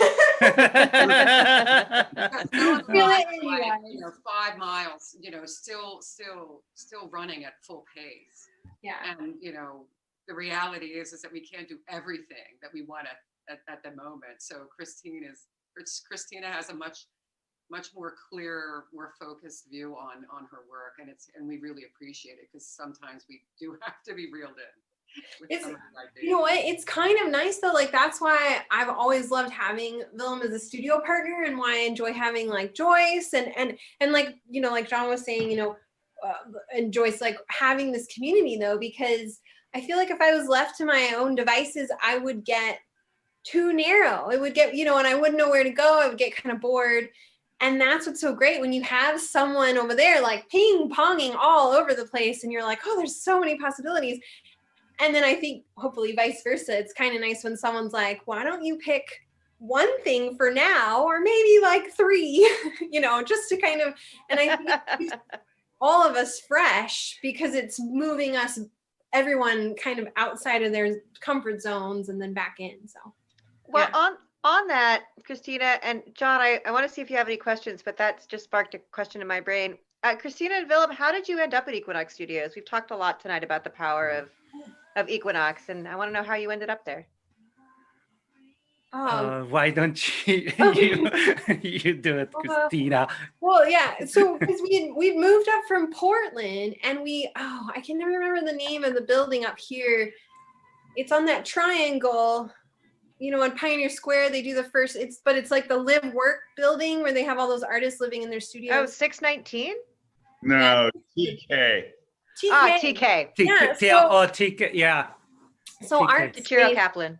yeah, Art Space owns buildings all over the United States. And so we were living in one of their buildings down in Portland.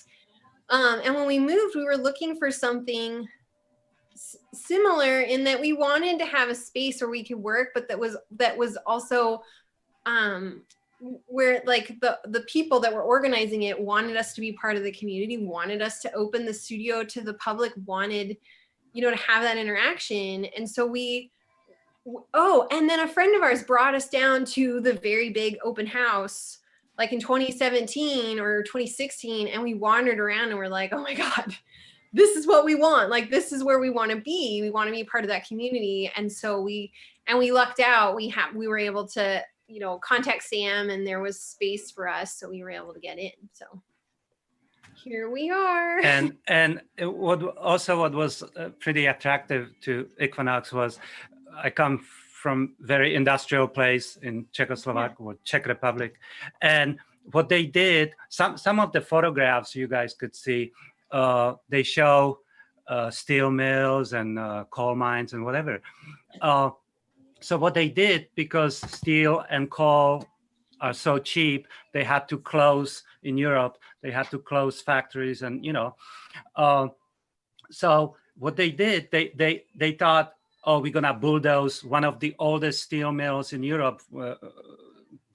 Goes to like 1828 or so, and in my city. But some genius thought, hey, why don't we convert it to a like UNESCO heritage site, and why don't we make it artsy, you know, like art, almost like art colony, galleries, yeah, and it's on mega scale. It's like 4 city blocks. I mean, when I say blocks, it's huge. Wow. And it's in Ostrava, Czech Republic, and they also have a big, like one of those things. Just quickly, there was a cooling tower for a steel mill, and what they did, they cut it, lift it up, and because it's huge, it's like I don't know, it's big. I think it's like 100,000 square feet, okay, so or more. So they turn it into a music hall because of acoustics. Oh my God, you guys, and every year they call it Colors of Ostrava. And last year, I believe the Killers, they invited the Killers, and every year, nice. You know, the Cure came a couple of years ago, you know, big bands, you know, and it's I think it's a festival. So it's like a week-long thing. It's so basically, Vilem saw those like container studios and was like, we have to get in here. When I saw Equinox, it's a lot smaller, but I said, you know, the industry and the mix of people, of course, you know, the monkeys, the iron monkeys, and you know, all that stuff. I go, yeah, I'm in my own element, kind of, you know, and I go, yeah, that would be pretty cool to be here. So that's about, you know, anyway. Maybe we should GoFundMe thing, and we could charter a plane and fly to Europe, all of us, and go. We could probably hook up with my city's It's a big art city, also. It's a date. I'm in. Let's go. I mean, as soon as this is all over. Yeah, let's go. I mean, and you know what? We can. Don't worry about lodging. We can always all lodge somewhere. Trust me, I know few people still there. So everybody, anyway. You just heard it here. We're all going to the Czech Republic when this is all over to do some art exploring. Yeah. And by the way, can you just one more thing? So that thing that it's called Vítkovice steel mill. It was owned by Rothschilds many years ago, and so wait, why did I say that? I just.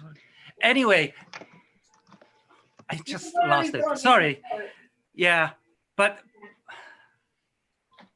It just felt like home. We walked in and we were like, this place is great. Like we definitely want to join this community.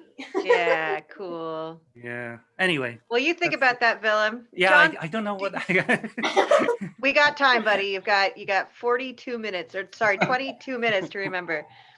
John, do you have anything you want to ask anybody? Well, Vilem covered a lot. Always. Yeah. Of the work I've seen, what really strikes me is strong composition. Are you aware of that when you're shooting? Okay, I don't want to sound, forget it, we're all friends. So No. I know I have it, okay? And I have it more than most. I'm just gonna talk about photographers. Two things. I never met a stupid electrician or a photographer, okay? And I it's just one of those things. In photography, you are artistic and you are also technical. Mm-hmm.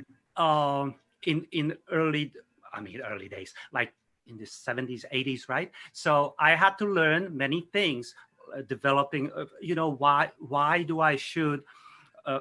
Simply, Kodak was good for red color, Fuji for blue color, and Aqua, the German maker, for orange. So if somebody called me up and say, probably why I got,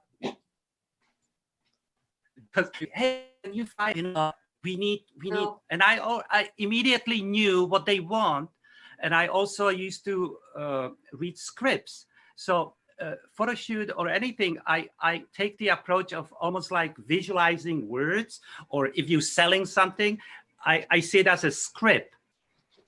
And where I put it in a frame, I just use the rule of thirds, and like, because I'm horrible painter, I'm better drawer than a painter. But anyway, but I do know where to put things.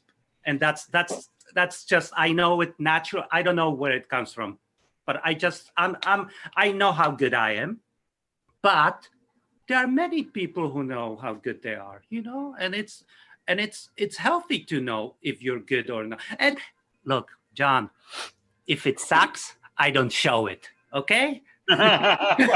So that's my advice. If you don't like it, don't show it. and just go with it. Go with your intuition. Don't worry about too many. Look and watch, and nothing should miss your eye. You have eyes for reasons. Okay, what's on in your brain? It's how you were brought up, what your education is like, what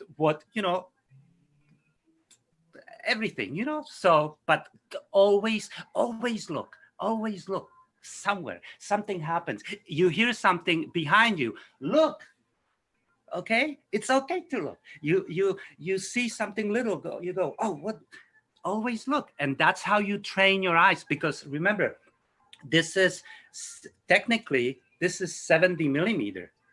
Okay, this is 2 eyes. This is 1 eye. Yeah.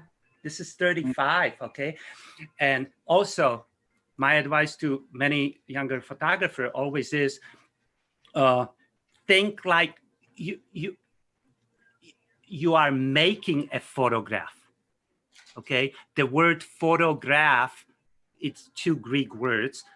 Photo, light, and graph, you're drawing. Pay attention to light, even digitally. I see so many great shots and I'm thinking, well, something's missing. The light aspect.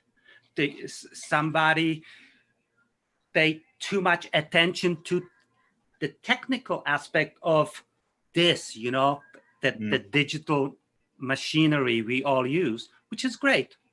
We just talked with in the last segment. We just talked with Sophia Wheelwright about the use of light in her work and how, you know, sometimes the light is the art, sometimes the art is illuminated by the light, sometimes the light is just there. And I think the importance that all of us use with light and the art that we do, be it photography or sculpture or you are the maker. You I used to say camera is stupid. You're not, okay? You are the maker.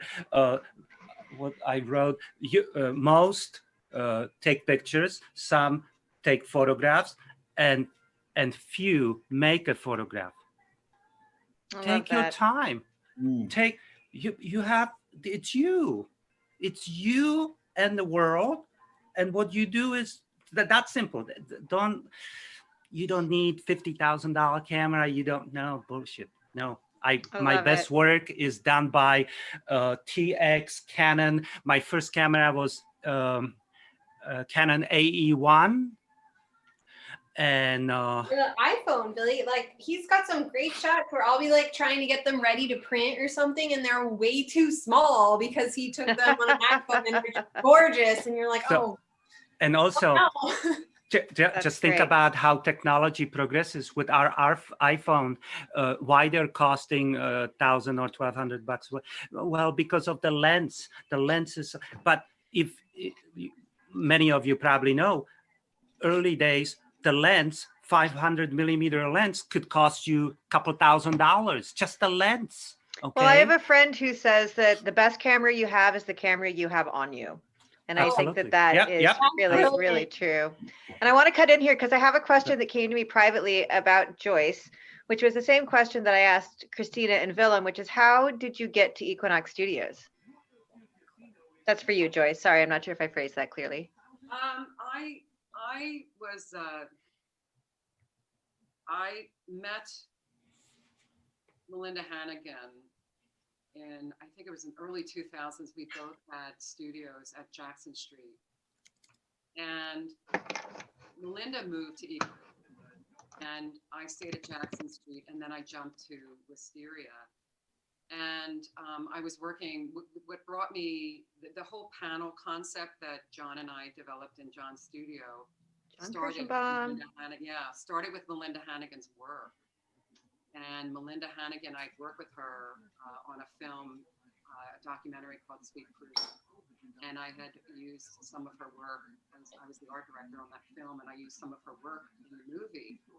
And I wanted to work on a project with Melinda privately as an artist. And when I started photographing the construction project, it was going to take me 2.5 more years to finish and complete it. And so I turned to Melinda and I asked her if we could work again and if I could test this concept. And Melinda, again, gave me entire creative use of her work. And she handed me the keys to her studio. Wow. We lost Melinda Hannigan several years ago to cancer. She was at that time not well, and she was such a generous artist, and she just gave me the keys to her studio, which is Michelle's studio now, which is right down the hall from John. And so for 6 months while I was creating Hannigan's Fleet, I was in her studio, and that's how I was able to bounce back and forth with John and have him, as I said, as an integral part of the design of the project. So I had a studio up in Capitol Hill called Wisteria. And after Melinda had passed, I've maintained a friendship with Pat Hannigan. And Pat had just popped into to Equinox before he came to visit me at my studio in Wisteria, and around having coffee out front. And he's like, you got to get out of here. You don't belong here. And I'm like, I love my community. He's like, you have to go to Equinox. I had reservations because I was heartbroken that Melinda was no longer with us, and it took me a long time to be able to go back to Equinox. And her husband is like, you need to go now. And so he called Sam, and he said, Sam, Joyce McAndrews needs to be at Equinox, and you know, can we get her in there? And then Sam said, yeah, we have a studio. And I was back east, actually. I was visiting my family in Philadelphia because I was going back and forth a lot these past many years. And I was at my sister Maribeth, who's here, at her beach house. And Sam called me and he's like, we want you at Equinox. And I'm like, yes. And so I went back to Seattle, you know, flipped studios, and then back to Philadelphia again. So it was Pat Hannigan, really, who really insisted that, you know, I get down there and become part of this big, great community. And I don't regret one moment of it. Hey, are these people asking because they also want to get into into Equinox, and they're trying to figure out what the trick is? I don't know, but I think is there a trick? Maybe you should tell them the trick. No. So there isn't a trick, but like it just naked party. It occurred to me because when we have openings, we always have people say like, "How do you get in here?" You know, and I know that sometimes, if not always, there's a wait list, and so I just thought I forgot about this, but like, when Vilem and I when we first moved to Seattle and we didn't know anything really about Seattle, we were looking around for studios and we'd found some spaces that just weren't right for us for, you know, whatever reason. And we'd gone to this open house and someone had said, oh, let's look at studio, you know, why don't you look at studios there? And I remember we had a friend that said, oh, you'll never get in there. There's no way. Like, they're always full. You can never get in there. The wait list is like 2 years long. And that's not true. It's not true. It's not true.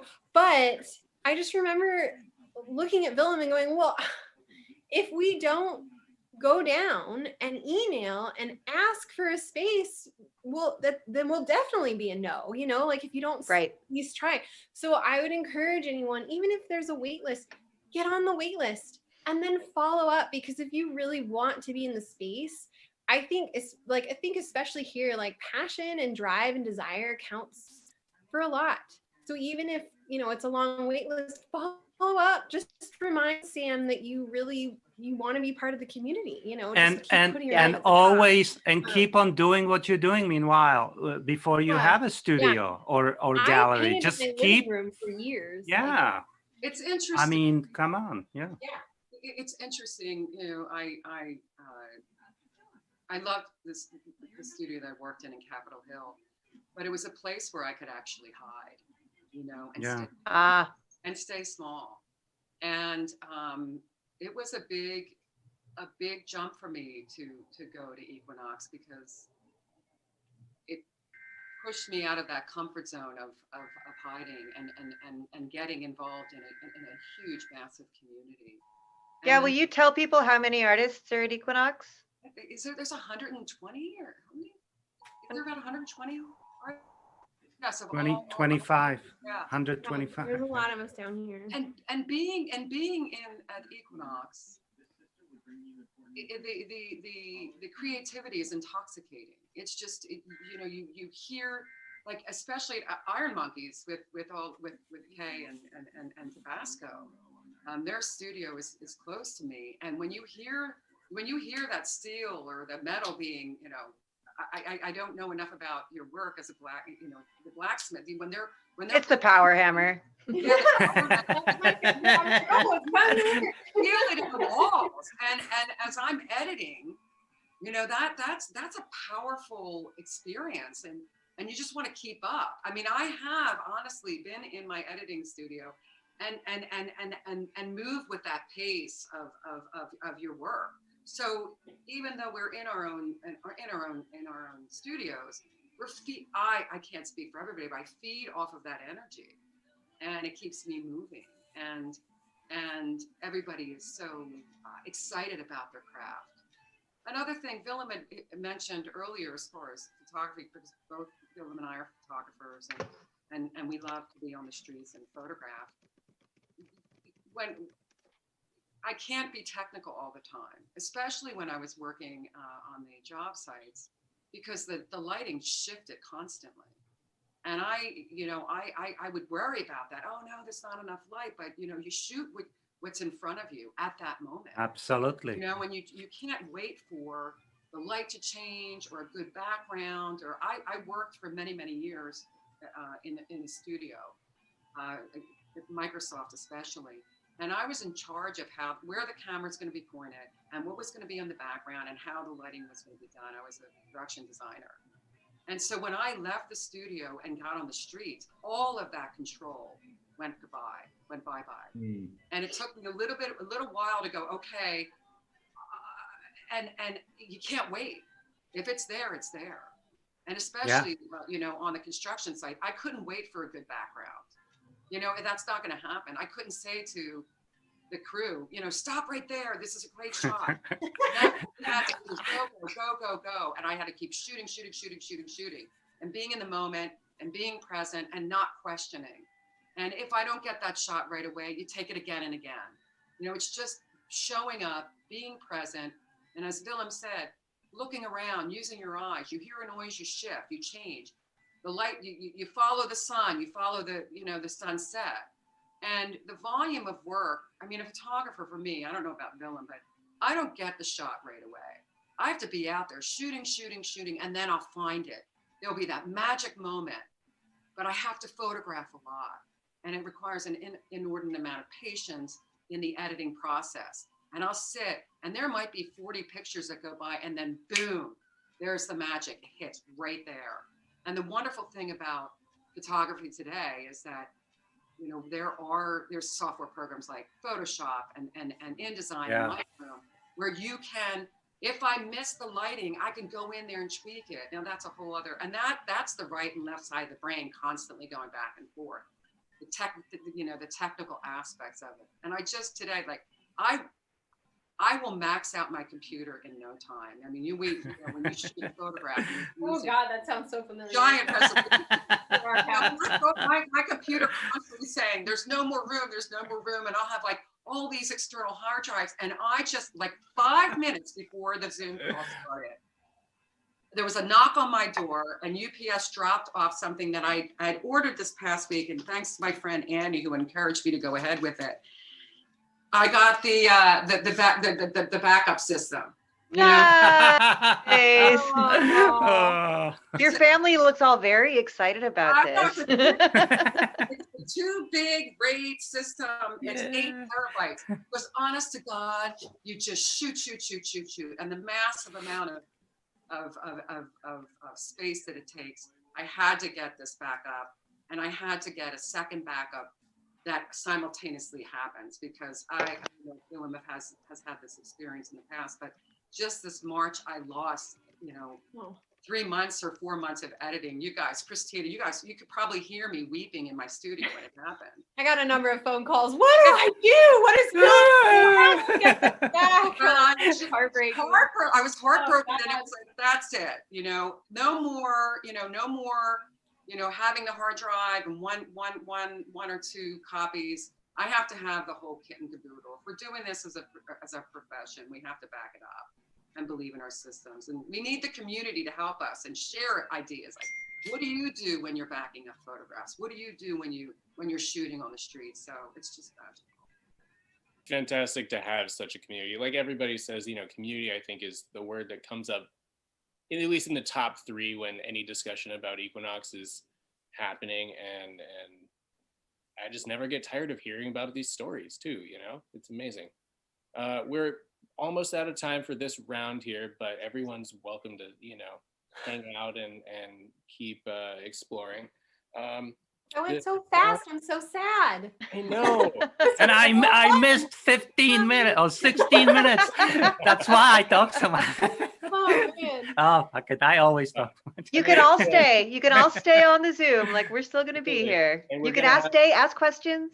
We've got 2 more rounds of artists that are going to come and, talk about themselves. And the more people on the call, the more questions and the more interaction and the more community. So that's fantastic.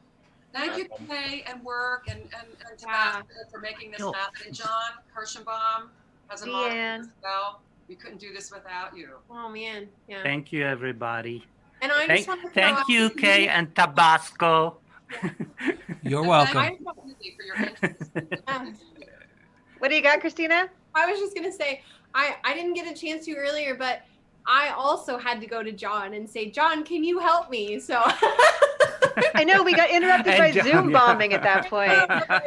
it's true. Like the community is key because I don't know anything about woodworking. And I have a friend that was like, can you help me with painting on this thing? And I was like, I know exactly who to ask. So yeah, like community at Equinox is, I'm just so glad there's so many like people doing different things. Then she said, you have to meet John. He's really cool. John's the He best. really knows shit. And I go, okay. I remember Mark. Mark would he came into my studio one day and he goes, I gotta figure out what John's doing because he's got all the girls coming into his studio. That's so true. Well, he doesn't tell off-color jokes to start with. Oh, I love you, Mark. I love you, Mark. I love you. Yeah, of course. Like, yeah, we couldn't have done anything without Mark. Right? No, Mark's amazing. I do also just want to point out, I think in the interest of full disclosure, there are 4 Iron Monkeys on this call right now. But I do think it's been funny to see how many of you have popped up and said, I miss having the Iron Monkeys. I miss the rhythm. I love the rhythm of the hammers. So thank you. Thank you for the factory. For the love of us being really, really loud. So I love that we're in the factory because it really does feel like a factory. There is stuff really happening at a momentum that's really fantastic. Yeah. Cool. Well, we're gonna head off to a quick commercial break. Like I said, everybody, stick around. Stay. See what's happening next? We've got Monica Fischer. We've got Cassie Welliver coming up in just a second. It's gonna be dope. Any last words, Kay? Don? I'm so happy to see so many faces. It's great to see folks popping in here. I know that we have Joyce's family, and I don't know who a lot of these other people are. It's just great. Thank you for joining us. It really makes us feel like we're talking to the world, and we miss all of you, even if we've never met you. My family's visiting from Philly, so thank you, brothers and sisters. Yay, McAndrews.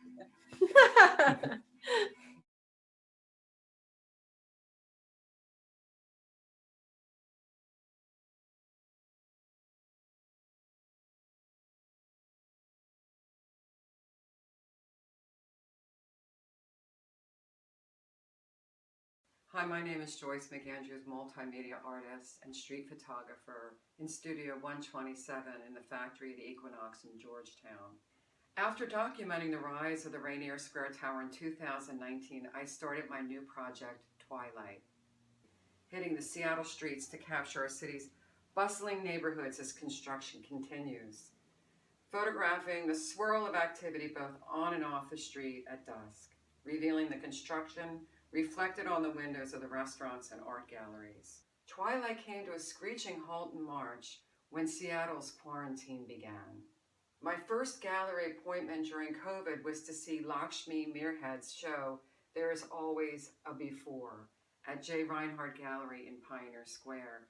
I missed seeing Lakshmi in the hall at the factory at Equinox when she was taking classes at Gage. When it was safe for restaurants to reopen, my first visit was to Cafe Press. My next-door neighbor, James O'Hearn, is the chef there. I dined with his partner, Diana, and my friend, Robin Freeman. We ordered the infamous chicken liver terrine with the dried cherry compote, along with the duck confit with French green lentils and black currants. As soon as Governor Inslee's mandate is lifted, I plan to dine at Terra Plata.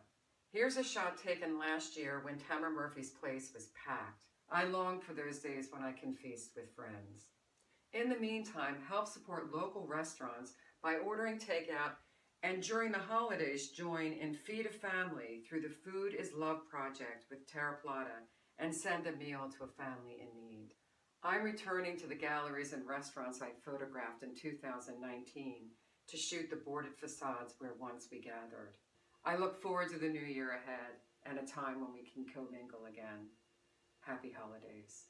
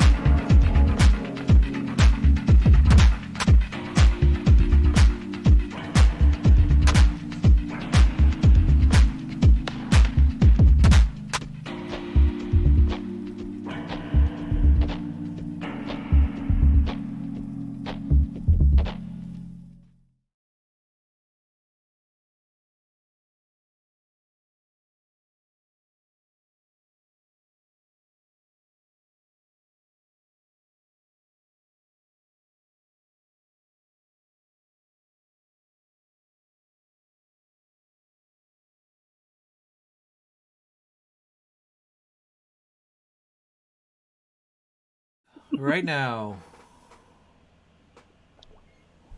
Hi, everybody. Welcome back to the Equinox Studios, very virtual open Zoom. We have been having a fantastic time talking with artists. This is our third hour because we just can't, don't, and won't stop. And we are very excited right now to be welcoming a handful of artists. We have Cassie Welliver from Materialize Studios, and we also have Monica Fischer, who I just met earlier this week, and it was lovely. So I'm excited to get to see both of you. And we also have Work here as my charming and fabulous. I did get a message, by the way, Work, that you are holding it down and looking fantastic. So good job, Monica. buddy. I have to be a copycat. Ooh, nice. I'm going to ask you about those pieces in just a minute. I also want to say thanks to Tabasco, who's behind the scenes, and Deanne, who is moderating behind the scenes. If anybody has questions, if you're in the Zoom, you can put them in the chat, or if you're watching on Facebook, you can put them in the comments there and we'll take a look at them. So I think that's all of the business out of the way. And I'd love for you to introduce yourselves and tell you what you do. Cassie, will you start? Okay. Okay. I'm Cassie Welliver, and I have been at Equinox Studios since February 4 years ago. I was one of the very first in the factory, and for the whole first year, didn't have a utility sink or 220 for my kiln, so I was kind of roughing it. Thanks to Sid for helping me with firings and that kind of stuff. But now we're an actual studio, and my side does all ceramics, and my husband's side does mixed media. So he's got everything from saws to soldering guns, and he does a lot with metallic tapes and finishes and that kind of stuff. He is unfortunately home recovering from surgery. So he says hello, but can't be. Hi, Drew. Yeah, poor Drew.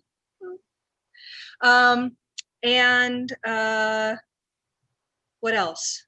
Do you have some pieces you can show us really quick here, just to give folks Sure. an idea of what it is you do? Yeah, so for example, one thing that I'm finishing working on, that I've been working on for, I don't know, 3 years, 4 years, something like that, is this General Kelly. And so you probably are all familiar with General Kelly, who was Trump's chief of staff for a time being. And his helmet, or his general's hat, is all full of these images of things that he was concerned with during his tenure. So he was actually one of the people who was upset about the monuments being torn down. There's the Compromat file, all the news, the border patrol issues with the Muslim ban, Maria going into Puerto Rico. This actually says Little Rocket Man in Korean, that kind of stuff, and little Twitter bird instead of the eagle on front. But he is actually a cookie jar. And so I hadn't finished him until I couldn't think of a way to finish him as an art piece until he moved on to his next position, which was the private prisons that house the separated children from the border.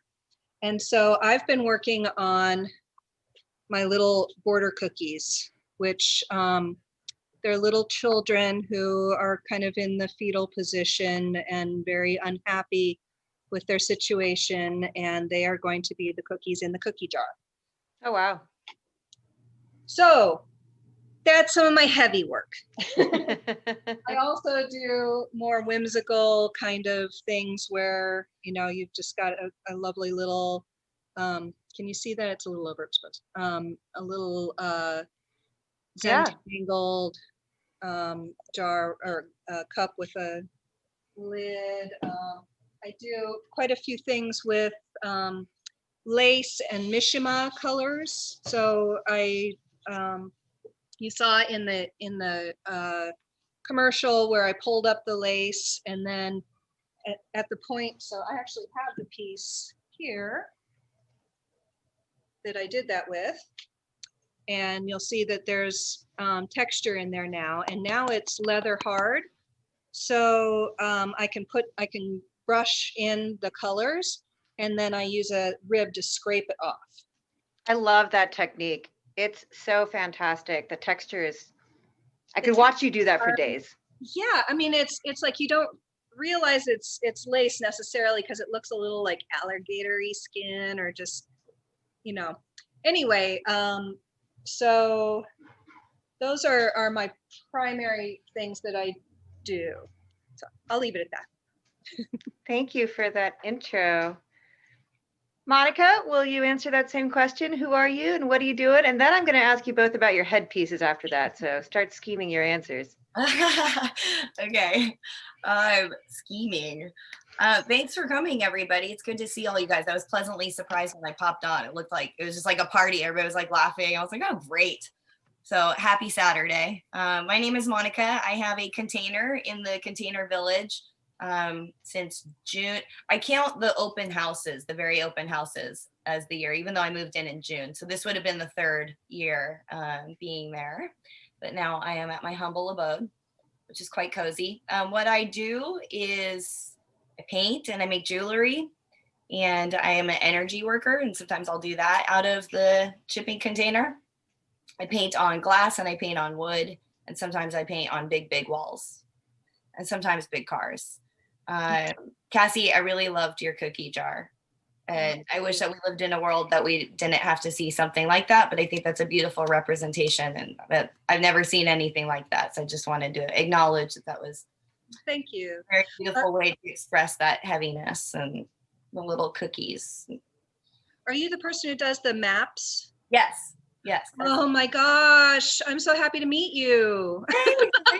You too. Yay. Your maps are unbelievable. I actually have one I can show you guys. I have one in my room. I kept one for myself. So these are the maps, and actually let's see. Oh my gosh. So I've made them, and recently at Equinox, I don't even want to say that I forgot his name. So nobody tell me, because I need to remember it on my own. Okay. Because he's awesome. But I got a stencil made from, it's a big iron shop. It's in Big Blue. He's a really nice guy. We're Facebook friends. He made me this tree of life, and I can't remember his name right now because I'm trying to think of it.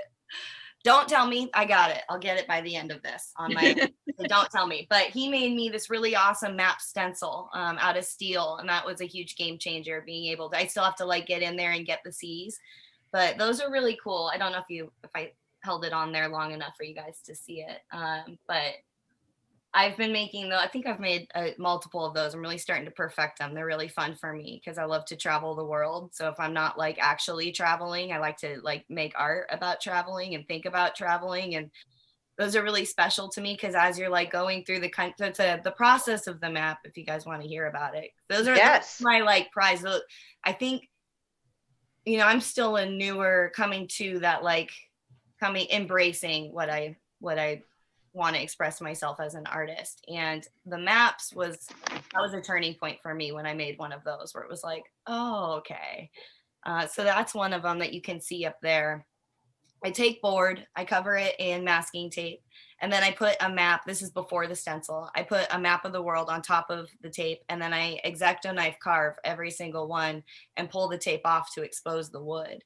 And I really love this process. It's very meditative to me because I've traveled around the world, and so I like to kind of daydream with it and looking at the spots, my favorite beaches that I've been to, and little corners of the area that I haven't explored yet, and going over here and remembering this and not wanting to remember this. Going around. So I love making them, and over time they've just kind of blossomed into turning in more of bringing in the natural elements. Before they just had coffee grounds and salt and some dirt, and now I'm working with flowers. I'm pressing flowers and putting rosebuds and calendula and making them really natural and pretty. So thanks for asking about those. Those are very special to my heart.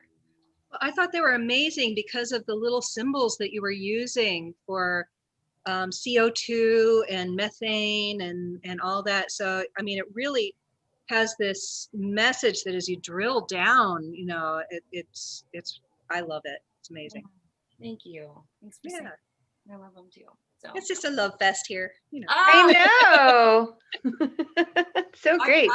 I miss going into your studio, Cassie, because I know this time of year we are usually partying. You know, there's have such a great spread, and it's like a disco in here, and I'm like selling. And it's a great studio. It's big, and you guys. Yeah, it's a double decker. I don't know if you can. Is there any way you can show the studio? And then we have this whole array of LED flashing lights and stuff, and we always have a big spread, and I'm just so sorry you're not here. Yeah, I'm just going to reiterate what Joyce said. Can you show us your big wall? Can you just 360 it, or if possible? Because there's so much in there. Let's see. There's the ceiling. Oh my God, the ceilings. And then here's a couple of Drew's pieces up on the wall. Yep. And then there's my workspace areas. And then we have a ladder that goes pallet up to shelving. our big pallet shelving to store all of our art supplies, and that's all my husband's saws and drills and whatnot. And yeah, that's incredible. Yeah, tucked away in the factory. Yeah, I would run back there during the big parties and just like hide. And just my shipping container is like the size of your bathroom.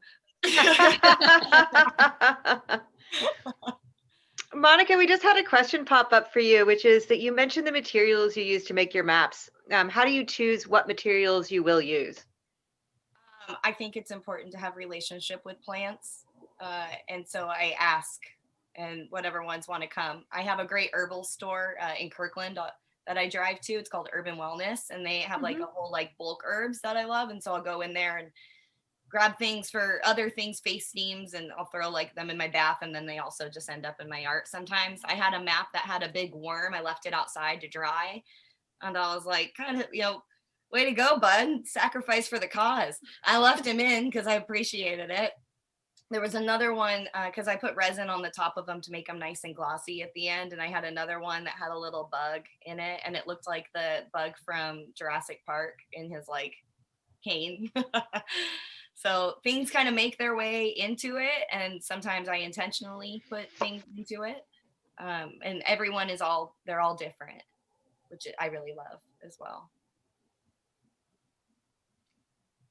I also wanted to tell you guys Happy Hanukkah in my little corner of the world. And I wanted to show you on the first open house event that I was a part of, it crossed over Hanukkah, which was really cool. And I had this up and it was a big hit, so I decided to bring it. This is my Menorah Rex. That's dope. And it's just so great. I had to share it with you guys. I thought I would light the menorah a little early tonight so you could, you know, get some of that love. What I love about a menorah is that one I have to steal that idea. Please do. Please do. Please, they're like, you can make anything like it's pretty. I'll bring it and show it to you if you want. I bet that you could make this, Cassie. Thank you. People, I get a lot of compliments. People like, where did you get that? So, you know, put your own flair on it. Maybe I'll make a mold and make a whole bunch of them for next Hanukkah. We can come up with something clever that's our own for sure. But I really appreciate what I like about the menorah is that one light it lights up the other ones and then it gets brighter. And to me, that just shows us that when we light other people up, we get brighter in our own flame. So I'm all about that. I'm all about that life. Yeah. Well, I am going to come back around to asking you about your headpieces, but then I'll hand it over to Work to see if he has any questions. Will you tell us about the Peace and Give headpieces you have on? Yeah. Cassie, you want to go first? No, you go first. Okay. I got this before I was a member of the Equinox community. And I had come to 2 Equinox open houses, and I was like, that's the dream. That's like, look at these guys having so much fun. I've never seen anything like it. So this has been my favorite event, even before I realized like how great. The other side of it is totally different, but also great. So I got this one, and mine got stolen on New Year's Eve, and I was really sad about it. I brought it to Crystal Mountain. Everybody was hanging out. Champagne was popping. All of a sudden, somebody walked away with it, and I never saw it again. And on my birthday, which is just a couple weeks later, Sam replaced it for me because I was so sad about it. And so now this one goes everywhere, and I still rock it. I tried getting my passport picture taken with it, and they wouldn't let me, which I was kind of bummed out about.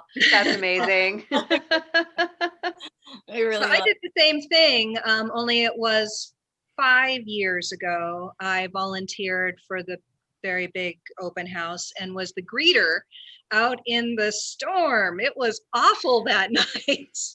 It was like sleeting right into my face and stuff. And I'm like, I'm not at all sure about this, but I did know that I wanted to be part of the community.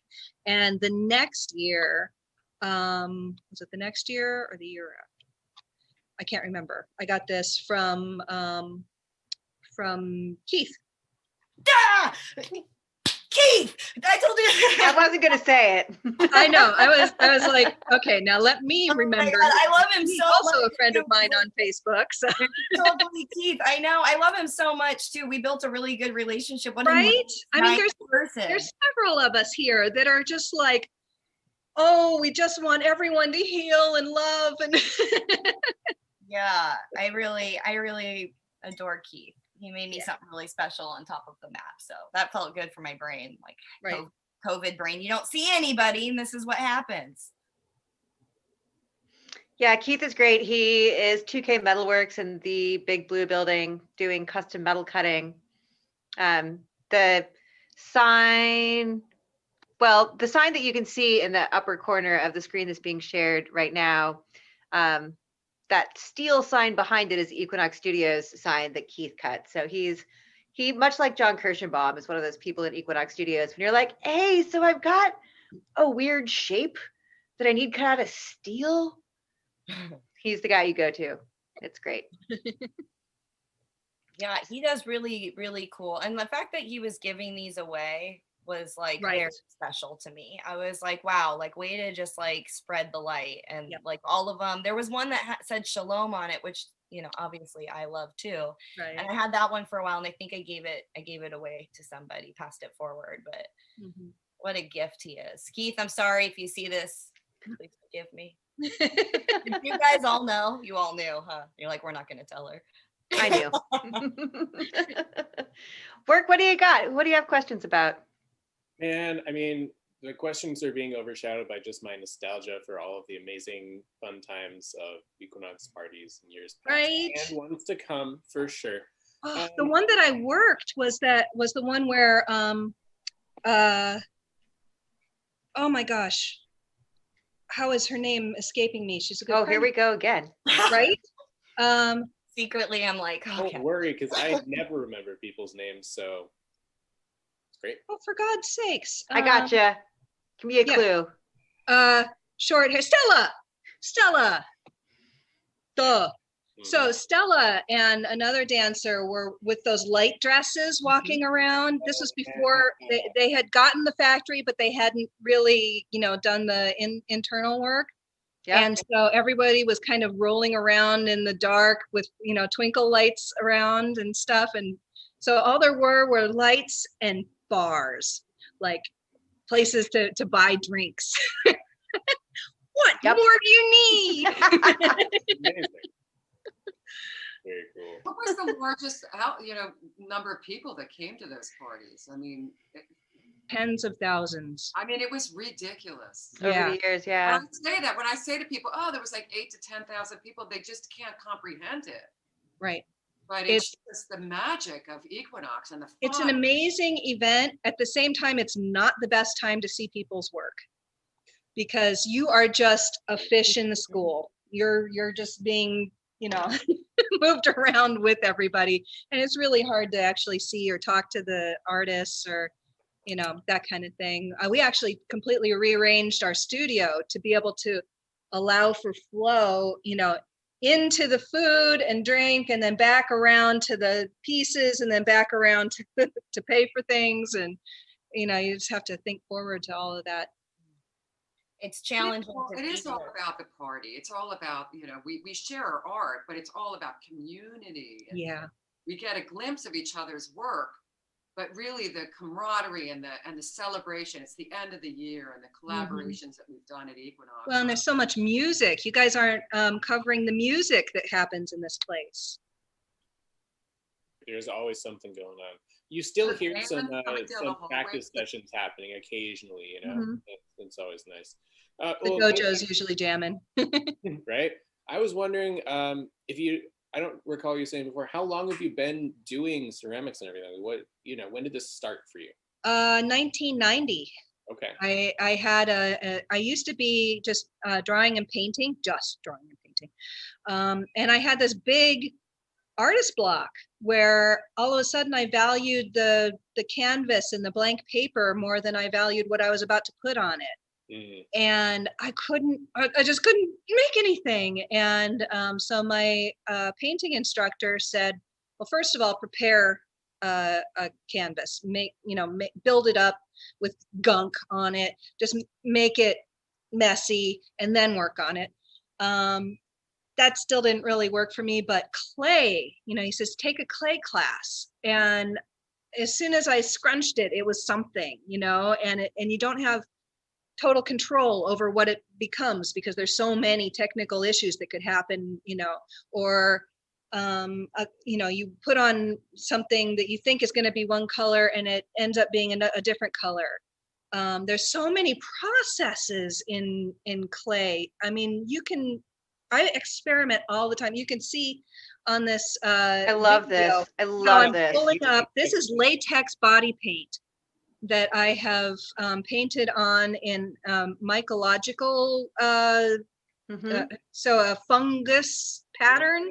Yeah. And just then painted over it and then pulled it up. It's so cool. It's giving me chills. It's one of those satisfying videos. Yeah. Awesome. You could have a YouTube channel just about that. Right? Maybe I will. Now, when you said painted over that, is that 2 layers of like a coating, or is that actually like a thin clay layer over the paint, or how does that work? So what I do is I make out of the same clay body that I make my pieces out of, the slurry for that, I sift it, make sure that there's no large particles in it, and then I mix mason stains in there. And so this is from Seattle Pottery. This is my jar, and you just mix it up, and that way the particles are the same size and made of the same thing, so they meld together really nicely. And you can make just about any color. You can mix colors, all kinds of stuff like that. And that's how I get all the color in this kind of thing. And this is actually underglaze, so that's a different kind of color. It actually. If you hold that closer to the camera, I think we could probably see it if you come a little closer. Yes. So cool. So that's commercial underglaze, like this. It's a Duncan commercial underglaze. And then on top of everything are regular glazes. So I have all kinds of, those are also commercial glazes that I just get from Seattle Pottery. Sure. Right on. Cool. Well, I'm so glad that you, found that as a medium to continue on your artistic path with. It's super cool to come to the shop and check everything out. Do you and Drew ever collaborate, even just by, kind of association? Like, you find some bits of dust off of his pieces, throw them off. No, that's usually more of an irritant. I get my dust, and he gets his dust in my stuff, and yeah. No, it's so sometimes we end up things looking a little alike because we do, live very closely the same life and that kind of thing. But it's really more in the graphics end of things. If I do some kind of more graphic elements, it tends to look a bit like his. But no, I think we're very different artists otherwise, and he is just prolific. He can make so much art. He just has ideas after ideas after ideas, and just and with me it's a little more methodical. That clay takes time. It takes about a month to get something from idea to fruition. Sure. And there's a lot of, I end up making 5 of, if I really want something to survive, I make 5 of them, so that there's at least one that comes through the way I want it to. So, Sure. Right on. Well, I guess it's impressive to, be able to keep your lives and your inspirations so distinct from each other when you are sharing a studio and many other walks of life. That's kind of cool. Right. Well, and it's fantastic to have a studio together. I highly recommend it to any married couple because, to be able to go and do something other than shop together or go to a bar together, to actually go somewhere where you create things together is so amazing. It really is very nice. And unfortunately, we haven't been able to do it very much over COVID, but, we'll get back to it. For sure.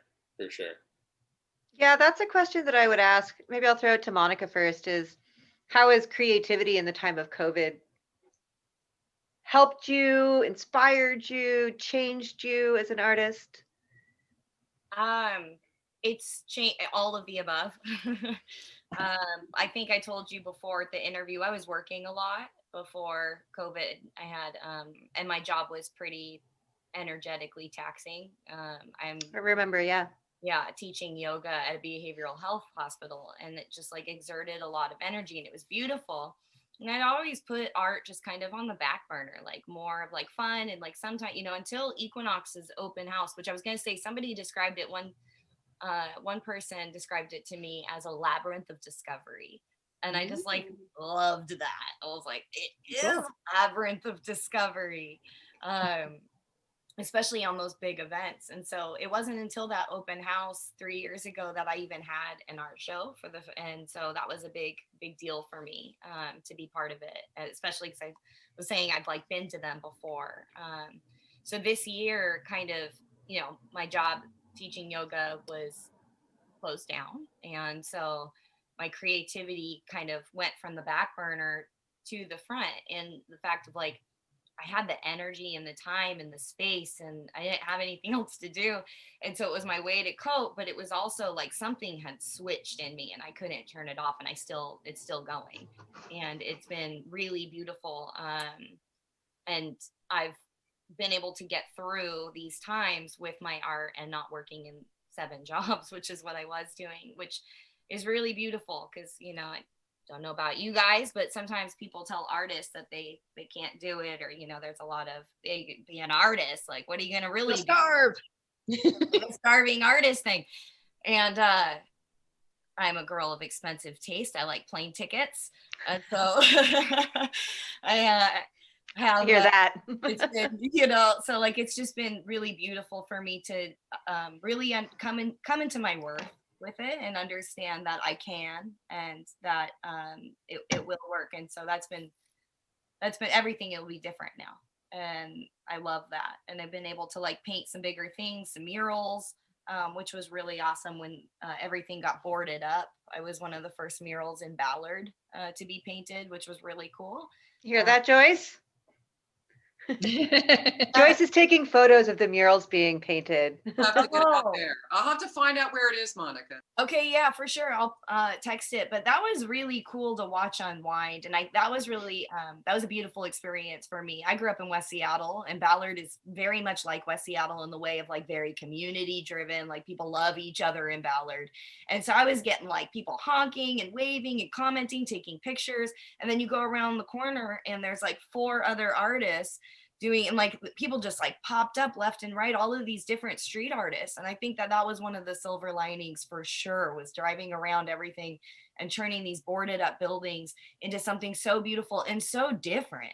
And so that was really, I loved that. And Cassie, what you're saying is like being able to create with your partner. My partner and we didn't ever have a day off together. We never saw each other. And now we both kind of went, and everything that we're doing now, he makes all my frames and like drills the holes in the beads for the malas. He's really just like second-hand man, my like sous chef. But at the same time, he's stepping into his own creativity. We got a set of sound bowls, and when everything opened back up, we were doing sound baths together, meditation. We both teach yoga, and trying to bring it to communities that might not find themselves in yoga studios. And so being able to work together and develop that we were like in this together from the beginning. And we've both been able to like help each other kind of rise into where we're at now with a lot of hard work. But it's really beautiful because we spend like all the time together. And I think I'm watching his creativity really flourish as well, which is very special. Nice. Yeah, when so last February, at the beginning of February, I don't know if you all remember the freak storm we had, but at the time I was executive director of Carco Theater in Renton, as well as the owner of a franchise of Drama Kids, where I go out and I teach kids drama techniques to help them with public speaking and everything, you know. Social emotional stuff, all kinds of things like that. So, and on top of that, the studio. So I kind of had 3 jobs at the time, and then the flood hit. The Cedar River kind of overflowed its banks into the basement of the Carco Theater, where I had my classroom for drama kids. Oh, shoot. All of my inventory, my sets and props and costumes and all that stuff. So my family just, you know, managed to get everything either home or up onto the stage. So we saved it all, but then I still had, you know, the city takes a while. And so it was months before it was habitable again. And even now it's not really. So I decided when COVID hit after the flood, that I couldn't take it anymore.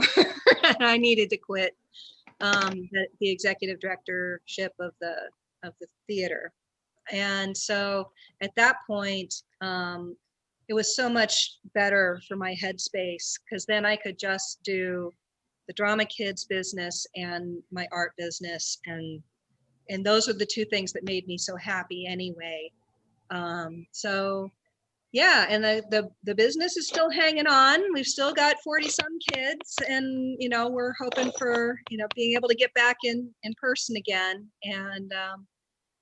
And it's been nice to get back in the, you know, I once you get back like 2 times in a row, 3 times in a row, then it's like, oh, it's going. Yeah, the machine is going again, you know. And you think of all these things to make. Amazing. It's so fun to hear about like what other types of art or just ingenuity the artists at Equinox are doing outside of Equinox, because we only see you usually in a small room or 2, usually being one of these minnows, you know, going past a bar kind of thing. And yeah, it's really cool to see like a broader picture of life that we've been able to for a lot of these interviews.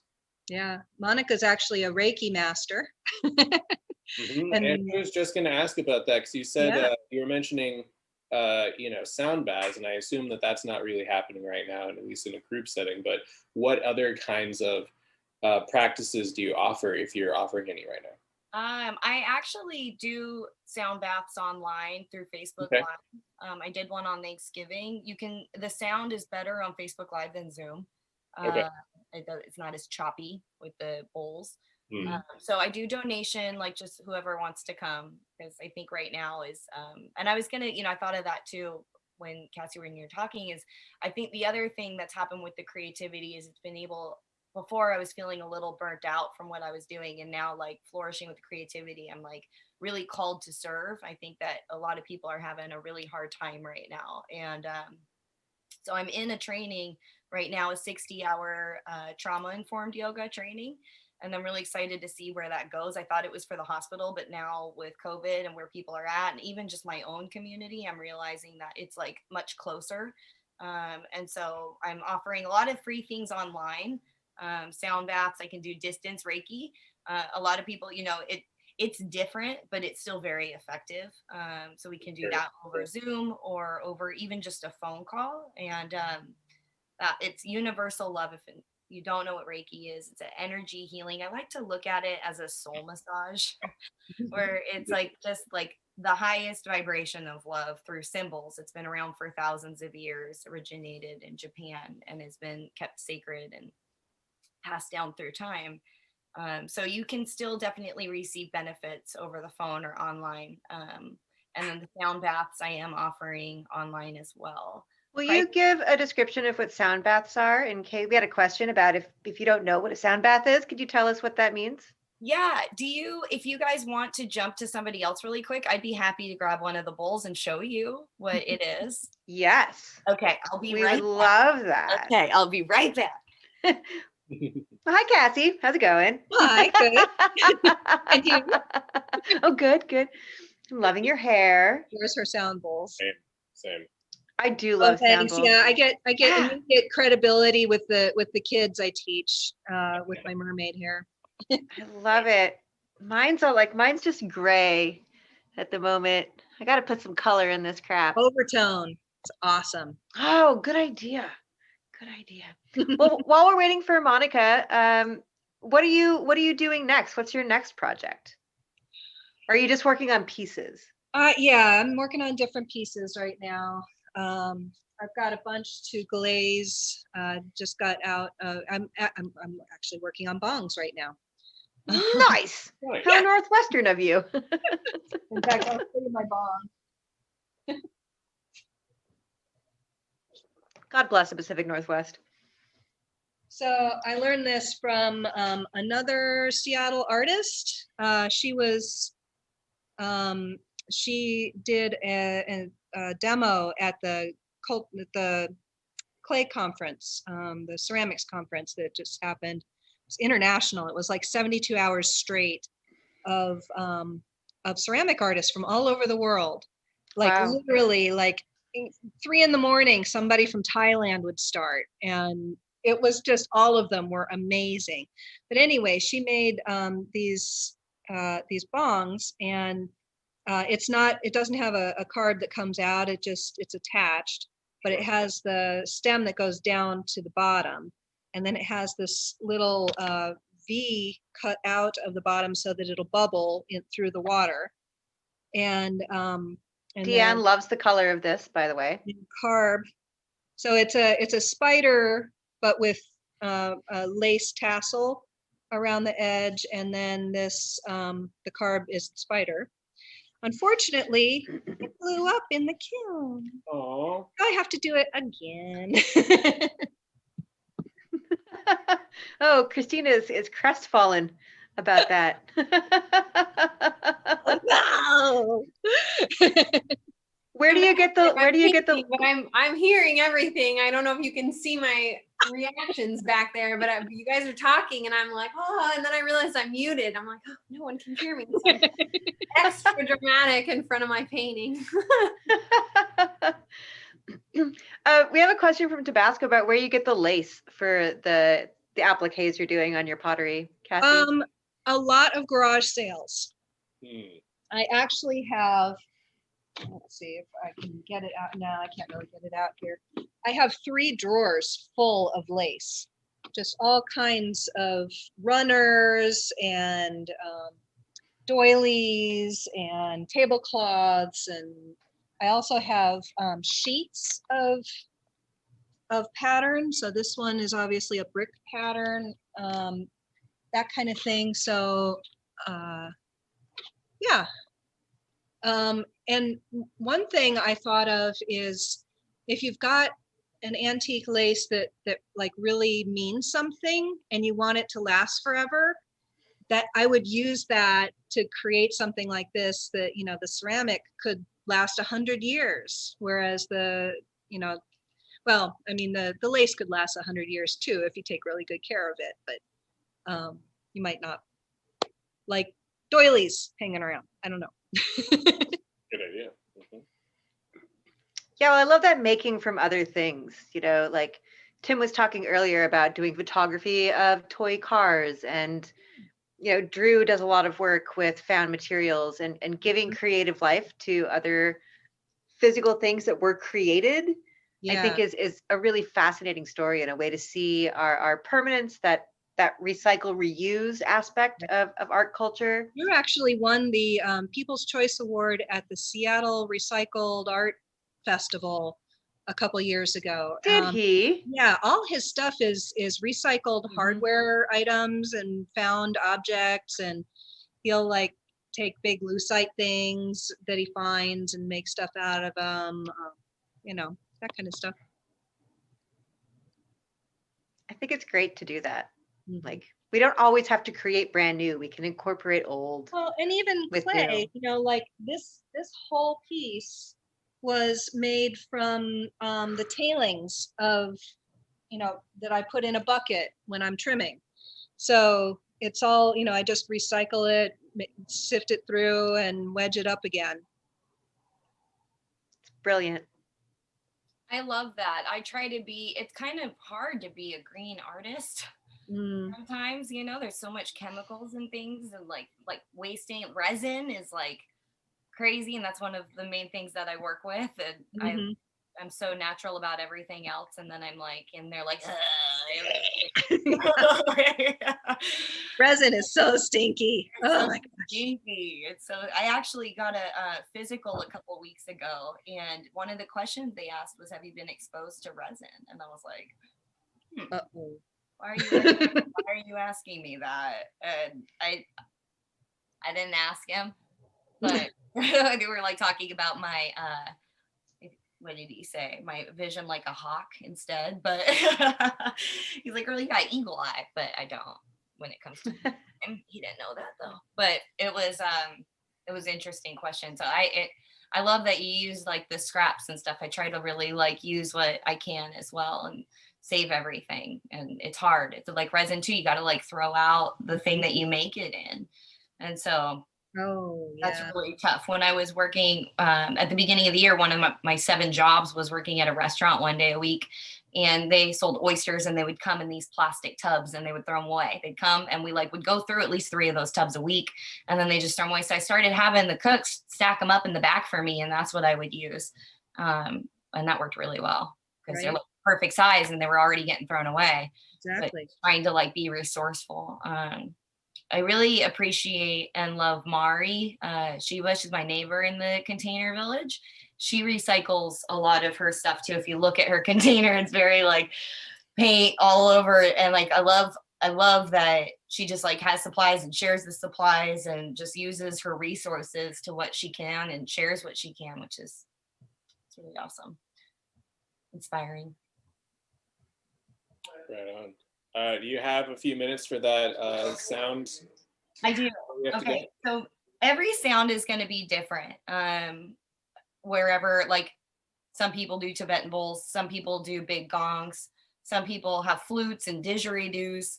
I have a couple things, and I'm excited to show you guys specifically one of them because it's for my partner and he doesn't know yet. So what we have is 7 crystal bowls and a couple bells, and you know, a couple bells and whistles.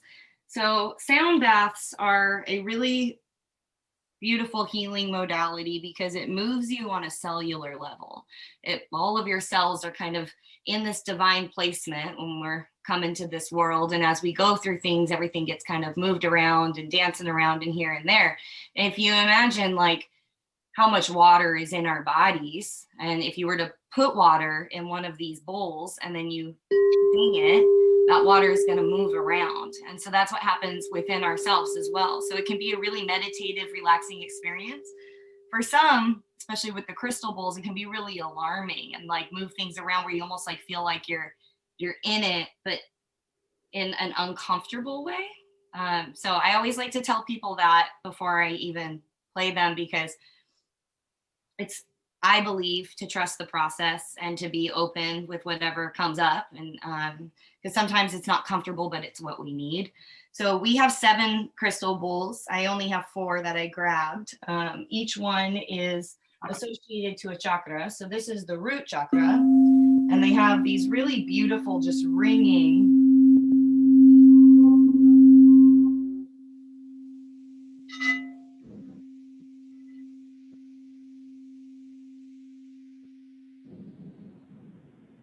That's the first one.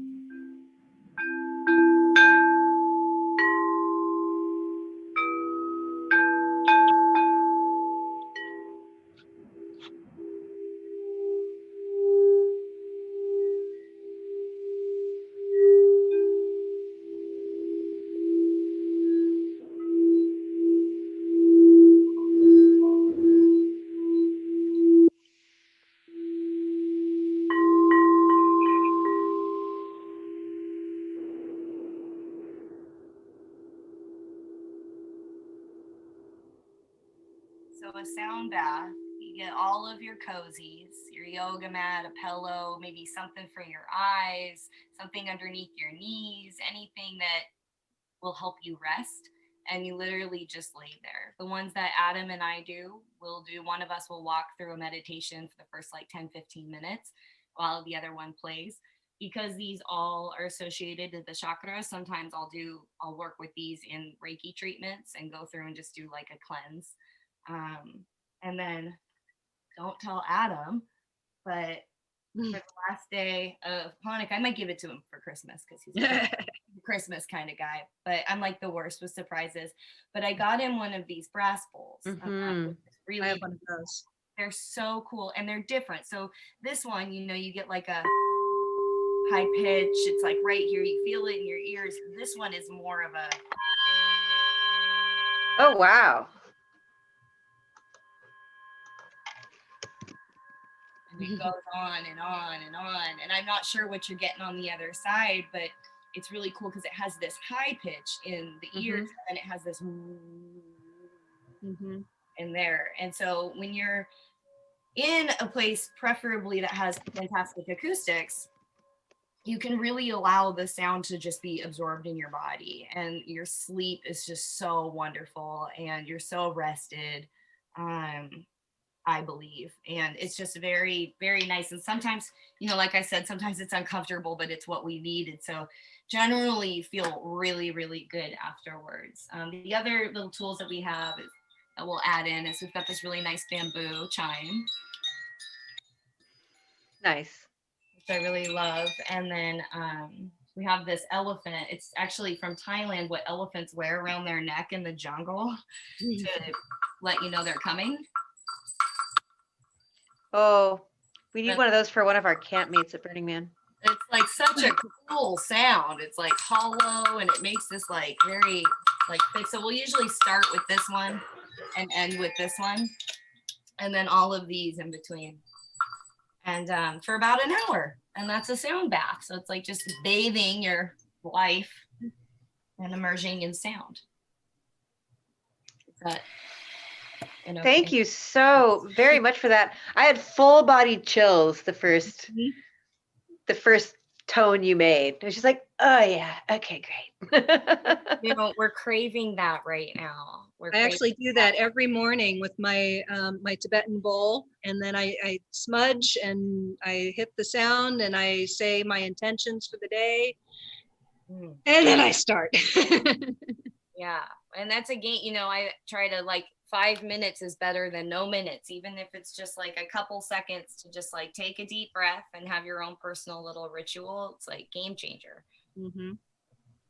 Yeah, they've been really great. This is something that we got over the summer. And so we had events in our backyard. I wanted to do one kind of open because I'm in the shipping container, so I can open up my doors. So I see myself when we can gather again, opening up the doors and playing and having people like kind of lay in the yard there on like a nice day when they'd be like so lovely. Yeah. Oh my gosh. A lot of times in February, it gets nice, like for a day or two. Let's do it. Yeah, this is a great thing to do outside too. You can be spaced out, everybody, and that yard is so huge. And the sound really, they say sound travels. Mm-hmm. I would love to see you doing that kind of sound work under Sophia's pieces. Oh yeah. Like a collaboration like that would be incredible with her light and form. That'd be mind blowing. I want to type that as you were saying it before you said it. That'd be amazing, Sophia. Wow. Oh, We'll get your people in touch. And we'll have to all take it to Burning Man because dang. And then we'll all go to Burning Man together. I think, when was it? Maybe not this February, but February last year, I was trying to get on your guys' Iron Monkey Burning Man train. I was talking to Tabasco about it, and I was like, I'm a great person. I teach yoga. I'm a chef. I get sound. Like, you guys, I'm like the best candidate. I've never been, but I want to go. We'll get you there. I am going to put my, it says Monica Fischer as well, but I Facebook and Instagram, if anybody ever wants to join, like I said, I do these and they're donation based. So just offering, and if you can donate, great. If you can't, doesn't matter, still deserve to feel good and heal. So I'd be happy to have any of you join me. That'd be fantastic. Thank you so much. You're welcome. Thank you. Well, we've got just a couple minutes left here. Bort, do you have any final questions? Comments, observations? I feel like my mind's just melted a little bit from the bowls and everything. We're all calm. I mean, we have information for you guys available online. I assume you're doing the SoundCloud stuff, Facebook. You've got the sessions and the art. Cassie's got tons of product. I don't know what you're selling right now, but I'm sure there's stuff going on. Everything's for sale, and I also teach. Currently, I just take I have one family unit who I'm teaching right now, but I can manage to teach social distantly in my studio. Right on. Great. Well, do you have some parting words for our friends and family and co-conspirators? Monica, do you want to go first? If you have anything. Thank you so much. It feels so good to connect with you guys and be connected. The Zoom has been like such a game changer, and it's different, but it's still beautiful in its own, and it feels good. So thanks for hearing me and seeing me. And please know that I'm here for you guys if you need anything, whether it's distant or across the yard. So thank you. Thank you. Thanks for the hard work. Yeah, you guys have been amazing. This is honestly, I miss having the party, but this is a lot easier, I'll tell you what. And you guys have put a lot of work into it. For everybody except Tabasco.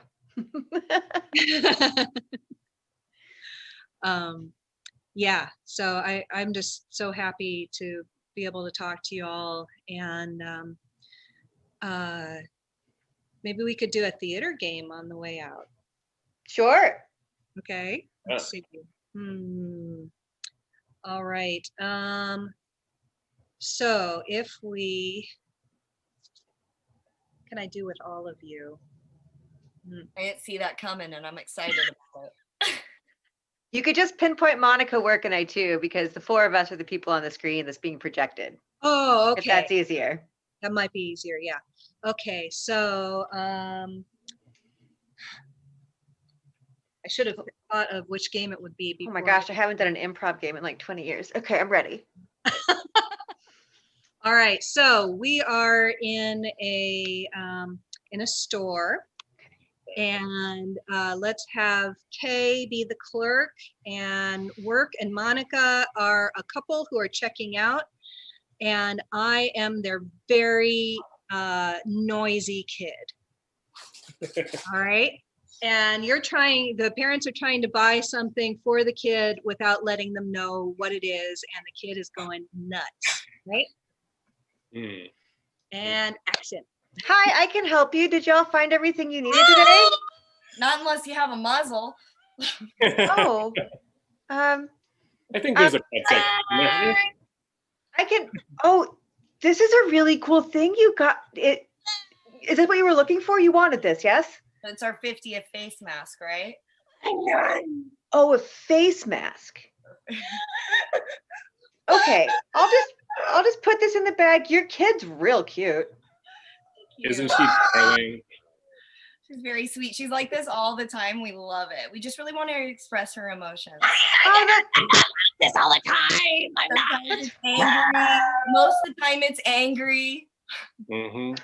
Oh, I love these. Have you tried them? These are the best chocolatey things ever.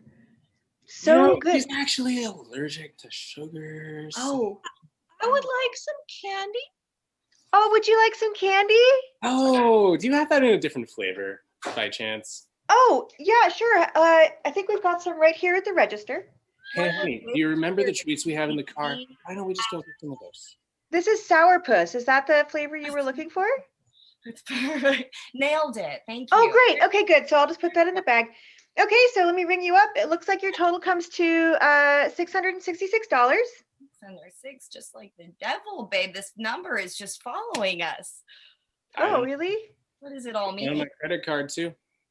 So okay, let me take your card. All right, well, we've got this. Looks like Hey, Casey, hey, put it down. no, you can't. Things again, Bob. You can't. What did we do? I mean, honestly, I can't be upset. Here at Judas Industries, we sort of expect this kind of thing. We appreciate your support. You are definitely the clientele we are looking for. Here's your receipt for $666. We'll see you in hell next time. Wonderful. I was a bitter mom. I hope that you guys, it would be different. I promise. I swear. That was fantastic and slightly terrifying. Yeah, I was really nervous, but it was super fun. So thanks for making us do that. I love getting out of the comfort zone. It's weird. It's great. That was hilarious. Yeah. Excellent. Well, thank you all so much. We're going to head to a commercial break in pretty much right now. And we'll be back with some more artists in about 3 minutes. Thank you, Cassie. Thank you, Monica. Thank you Hey guys, thank you.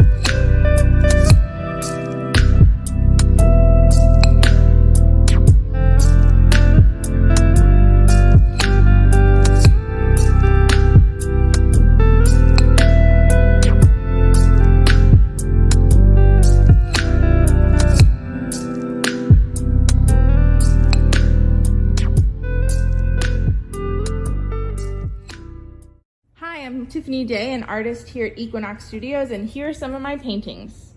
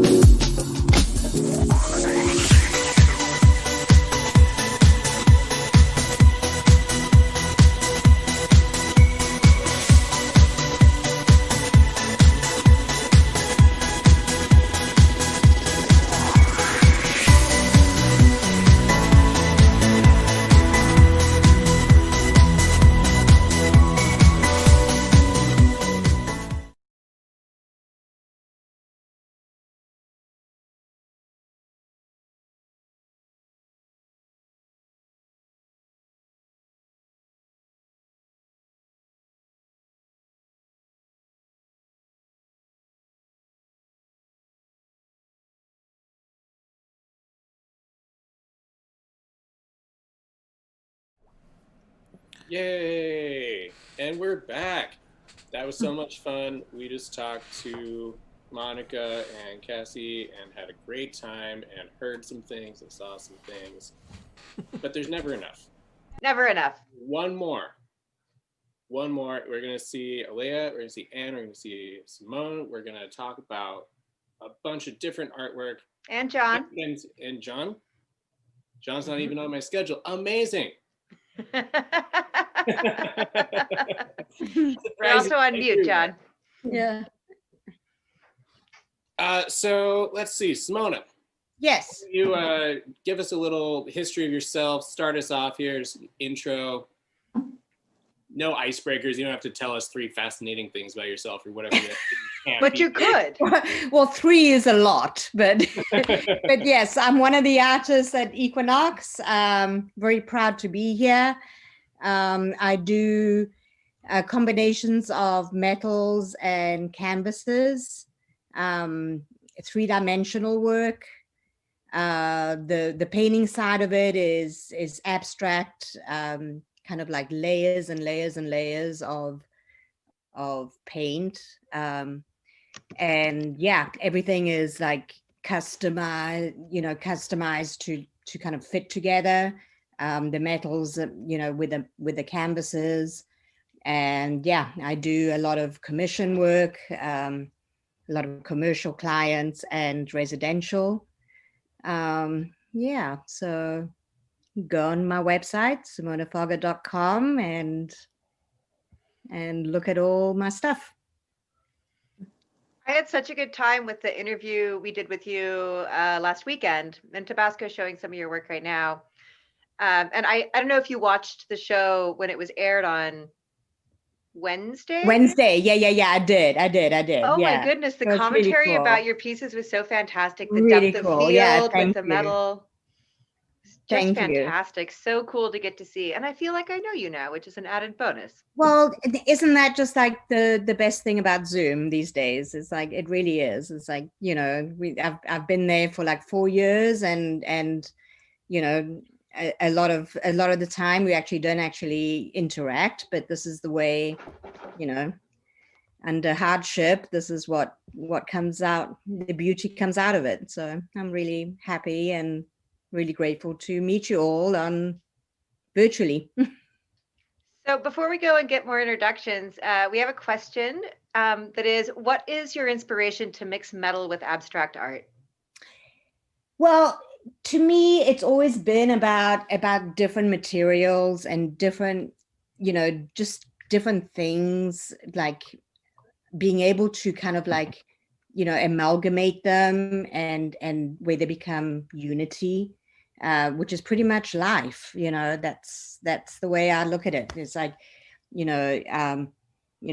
from marriage to any relationship, and I've taken my art as being one of those relationships, and just kind of like mixing, the yin and the yang, and it becomes something else unique, but still can't live without each other.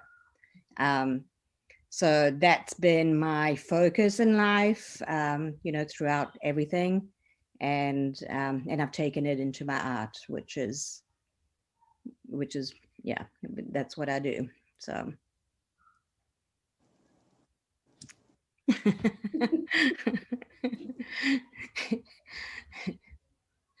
And it's like it's also that, like, the material, the different materials that I use. It's the coldness and the harshness of the metals that I use compared to the soft. That's what interests me the most, because the one is forgiving. In other words, I can actually repaint like most of us do, like turn the canvases upside down, but when it becomes part of something else, all of a sudden you can't do that, because everything is actually, again, like kind of made up for the other piece. So it becomes like a completely different kind of like concept and challenge, really, because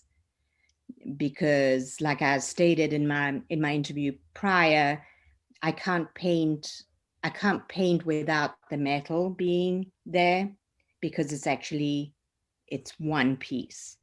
And a lot of people like, well, how do you separate them? Well, there's no separation, because they get born together, and they are together, and that's the fun part of, or what I find fun about the work. Sure. Yeah. So I have a question. So do you put canvas in the metal frame then before you paint? Is that what you're saying? No, what I'm saying is that each the canvas and the metal get kind of like, like formed at the same time. So when I design it, in both forms.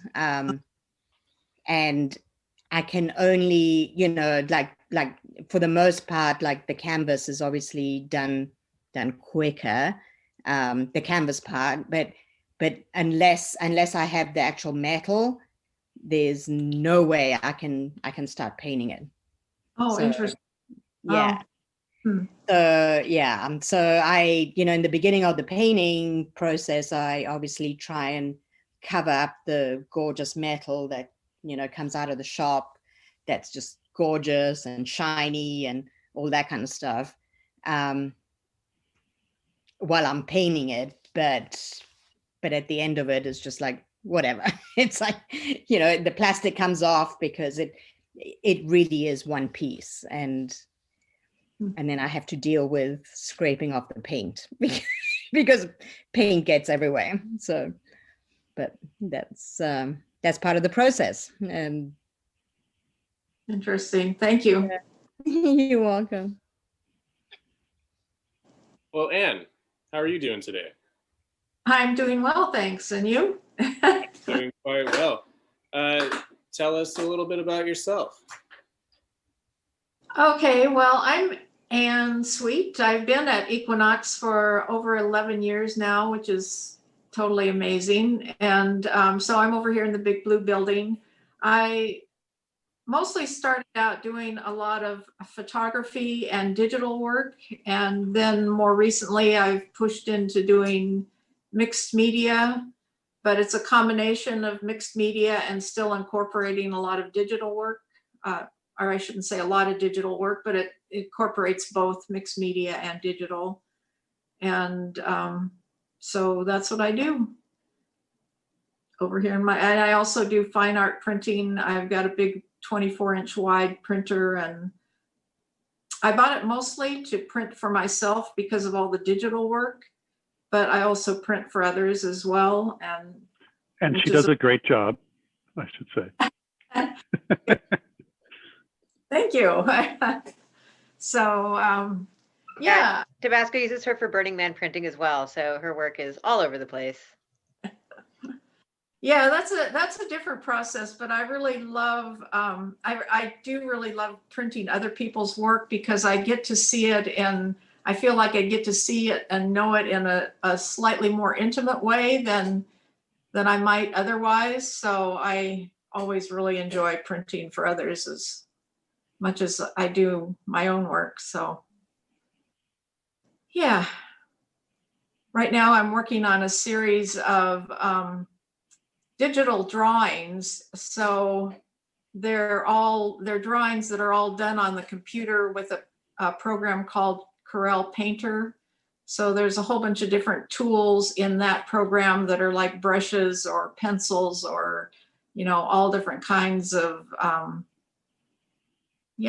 digital drawing tools. And so that was a new process that I kind of had to learn. It was a little daunting to begin with, but that's been fun. So, wow. Fantastic. Yeah, and it is actually drawing. I mean, I feel a little defensive about it because I know when people start thinking about digital work, they just think you put the photo in there and then apply a filter and, you know, and it's not that at all. It really is drawing as you would do on a piece of paper, but it's just done on the computer. So anyway. Right on. Well, I'm definitely interested in how, you know, your creative process has changed with that physical one. I want to jump to the other introductions real quick so we get everybody stuffed in this art-packed hour. Aaliyah, how are you? What's up? I'm great. I came back from an amazing hike today. So it was so beautiful to be up in the forest. And Where did you go? Yeah, where'd you go? We went up to Squawk Mountain. And oh, sure. Yeah. So it was really close. I mean, it was a little over half an hour drive and easy to get to and absolutely lovely. So I'm feeling really good right now. And very, very, very virtuous, by the way, too, for all the miles that I hiked. Excellent. I love that good, like, after nature, like, energy you get. Mm-hmm. Yep. John Kirschenbaum earlier today said, what a freaking thumb twister that today is the most beautiful day, which would have been the open house. Yep. And we have had so many terribly horrible, rainy, cold, sleety, snowy, awful days for this. And we persevered. Can you imagine what like right now would have felt like with this beautiful day that we had? Yeah. I can't even imagine. I know. I mean, it's part of the whole thing to be outside freezing, laying millions of lights along the sidewalk or stringing them up on poles and basically not being able to feel your face anymore. So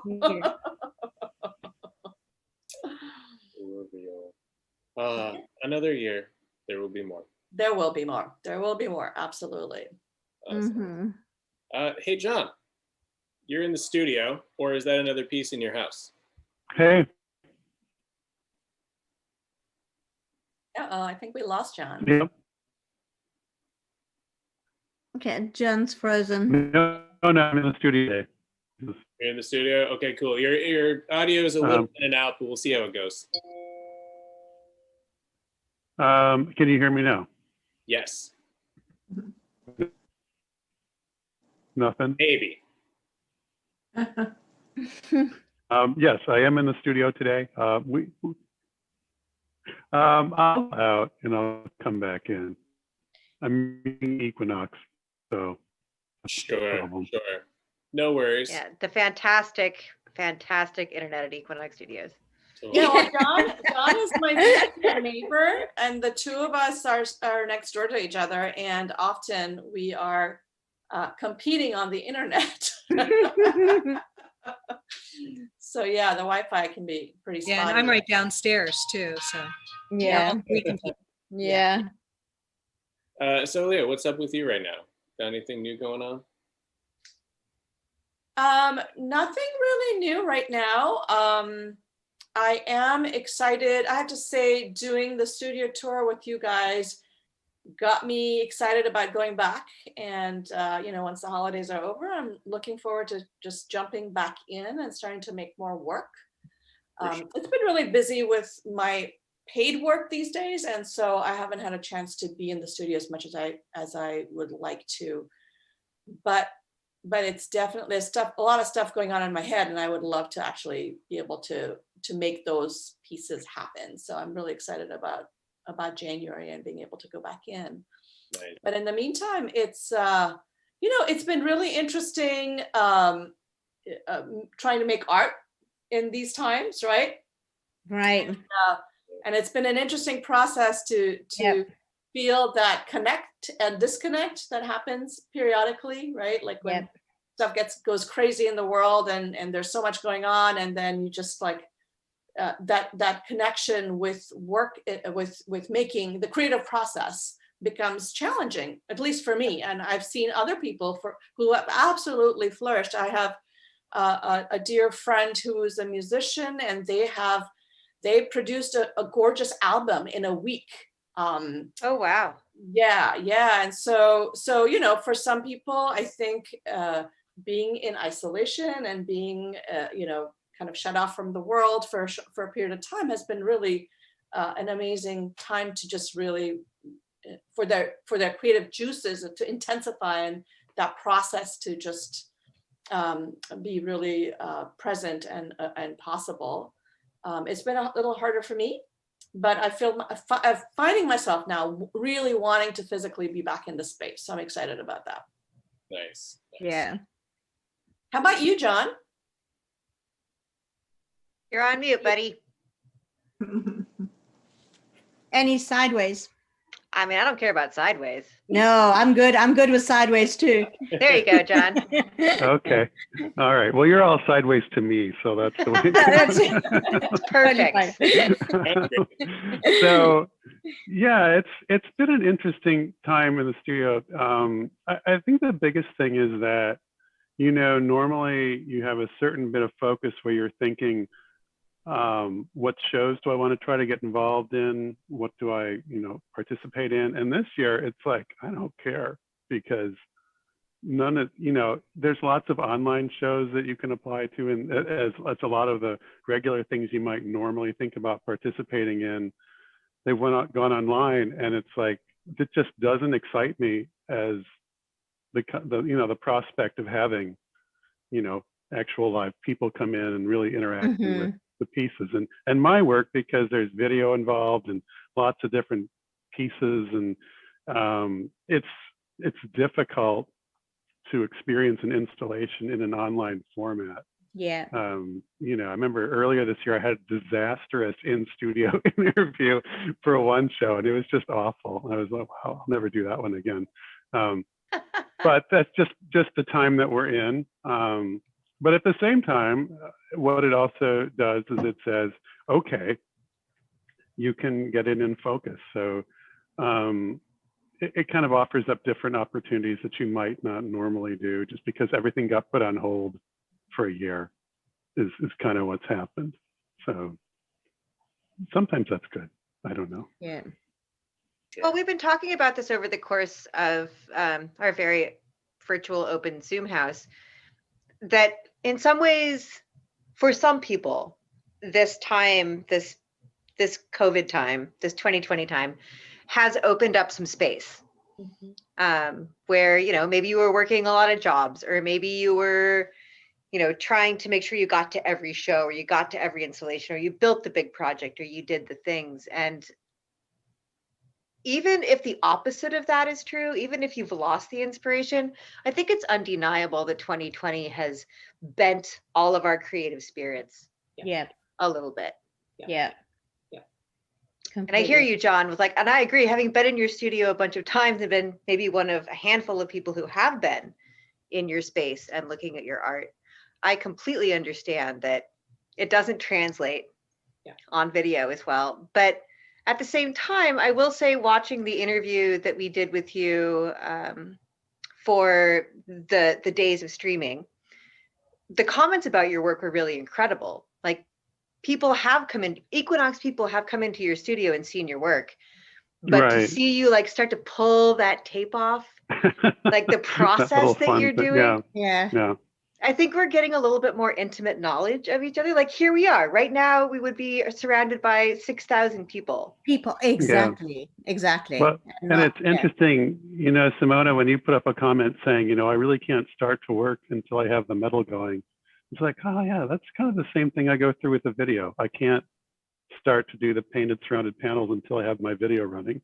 And it's like, it just doesn't work. It's like, just which is an insight I don't think I would have even known, because I think we're here at very different times, and I'm not sure I've ever even seen you in person, except maybe once during an open house. So that's been good. Yeah, totally. Totally. So Simona, I'm interested in if you started with painting or if you started with like more material design before you landed on this, like combined medium that seems to be the thing that you have a passion for creating right now. Like, where did your interest or skills start from? Where did they say? Okay, so funny story. Like I said, my passion has always been, or my interest has always been in like, different energies of life coming together and kind of like being able to kind of mix them. But I did a forging course at the Pratt Institute. I used to be a figurative painter, right? Like very, very bold, very colorful, very kind of figurative. And that was my thing. And how long did you do that? I did that for probably straight out of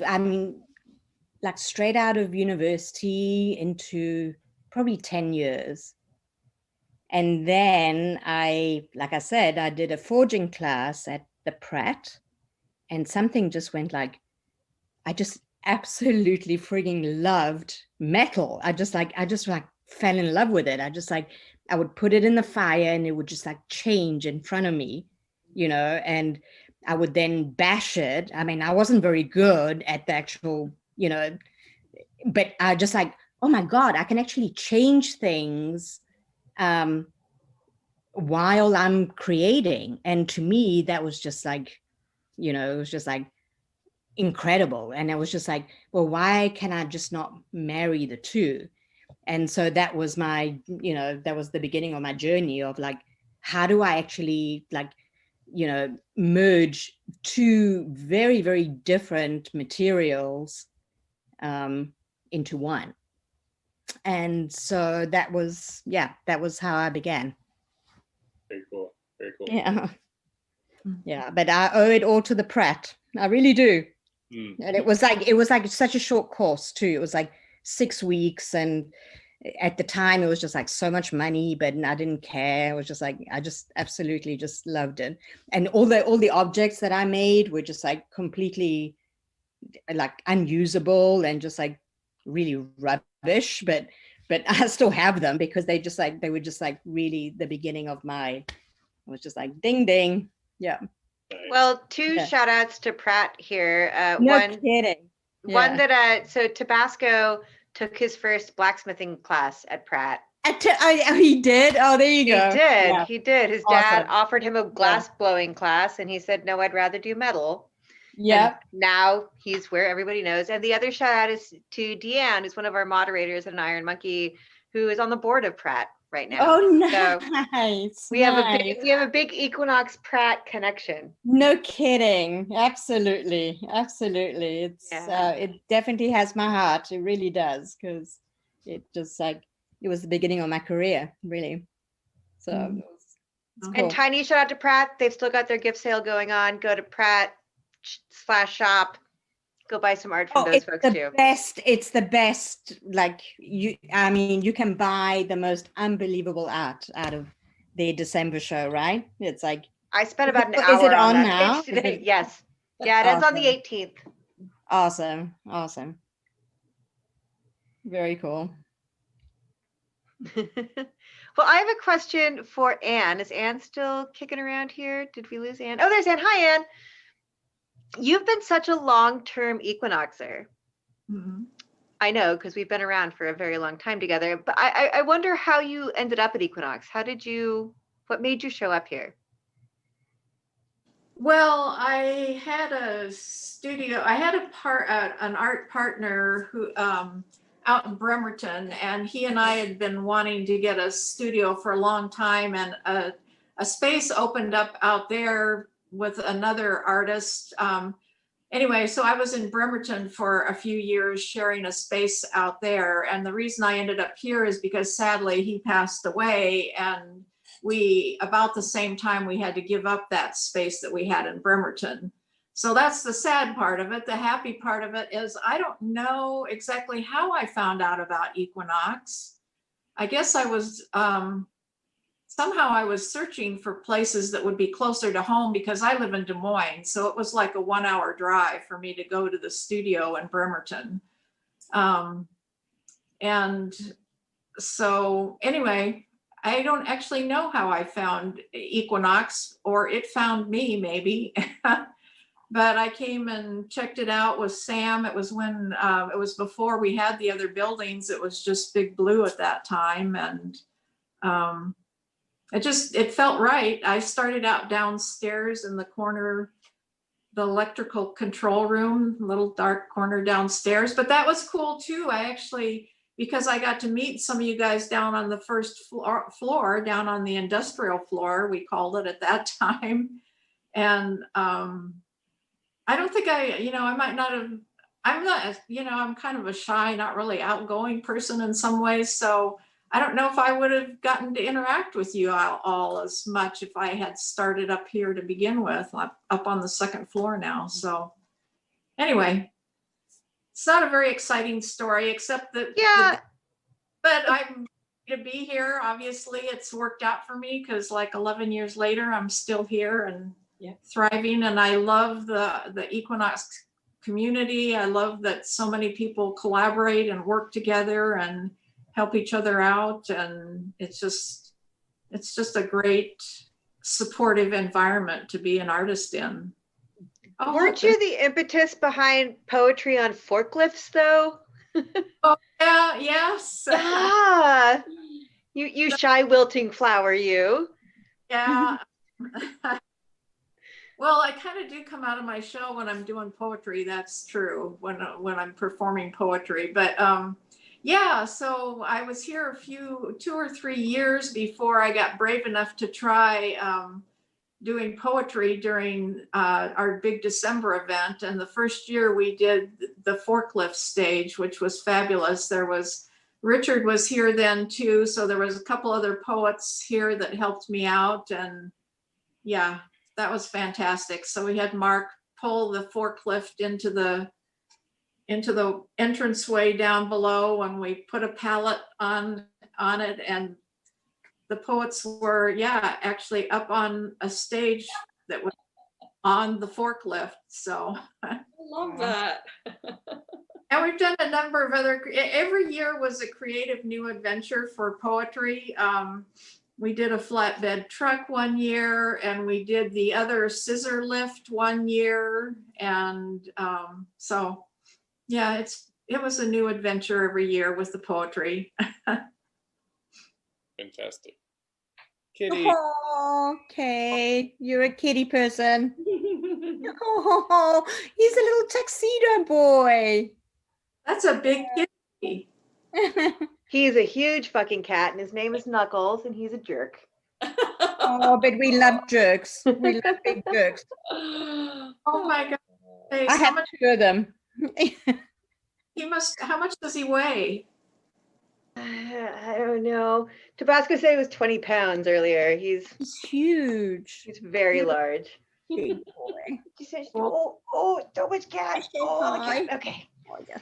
He has to show up on every Zoom call I'm on, so this was his moment. That was his little appearance. Yeah, there you go. Joyce, who have you got there?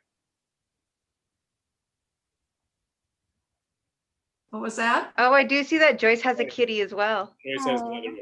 Oh, yeah, all right. Equicat Studios. So Aaliyah, how did you end up at Equinox Studios?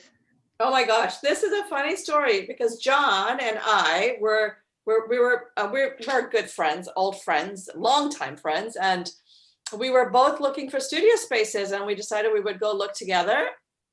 And I remember John telling me about Equinox. I didn't know about Equinox, and I was trying to remember. I thought you knew about it. I was like, well, I think you told me about it, and then we made an appointment. We called Sam, and he said, "Come over," and we, ran into him on the street, and he was like, I just closed the deal on this building. Come in with me, and he walked us into the factory, and it was completely, it was untouched at that point, and just a big open building. Yeah. And I was smitten. We walked up to our floor, and it was open. Then it wasn't built out, and the light was beautiful, and it was like I was in at that moment. It was amazing, right, John? Yeah. It was funny when we walked up there, and on the upstairs, the second floor, the building where we are, there's these wooden floors, which are, I think, I don't know, 2x4s turned down the end or something, but it's this funky wooden floor. And at that point, it just had this wonderful smell to it. And it reminded me of this odd recurring dream I had as a kid, where I would be going up into this attic space.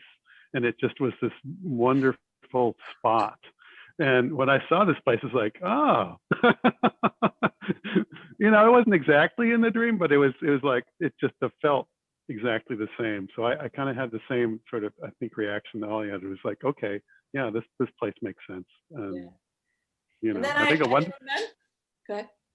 I think we were thinking about sharing a space or something at one point, and you're like, no, I can't do the fumes. So that's right. And Sam was like, you don't need to share a space. I'll just build a wall in between. And we were like, okay. And John wanted the inner space. I wanted the one facing the street. So it all worked out really well. But what was really cool was I needed a studio really quickly because I was working on a big project that needed a big wall. And so Sam built out my studio first. And I basically watched the whole building get built. Right, I was the first one in that space. I remember it was early in maybe February or March, and every day I would come down and there was something else. And then when they started blowing things up and blowing up walls, and it was just the most amazing experience watching that building get built. Pretty cool. Yeah. I remember that too. And yeah, we were talking earlier with Sophia about how she utilized a lot of that open space before the factory was built out to do her work, and how Claire did a lot of dance performances in there. The Iron Monkeys not as graciously stored our trailers in there before we went to Burning Man before there were walls. So, and I love this ongoing history of how us as community members have utilized the factory space in all of its iterations. Right. Yeah, it was a really interesting point during the first December open house that I was here. They hadn't built out the space next to Pine, which is Sarah Kay's now. And she was in the other building at the time, so it was open. And I was like, Sam, can I use this? He's like, yeah, well, whatever. So I did this whole installation in there and had projectors running and all this stuff. It was like just this weird little moment that you can use that would never have come any other way. It was like, wow, that's really fun. So yeah, it's a good vibe.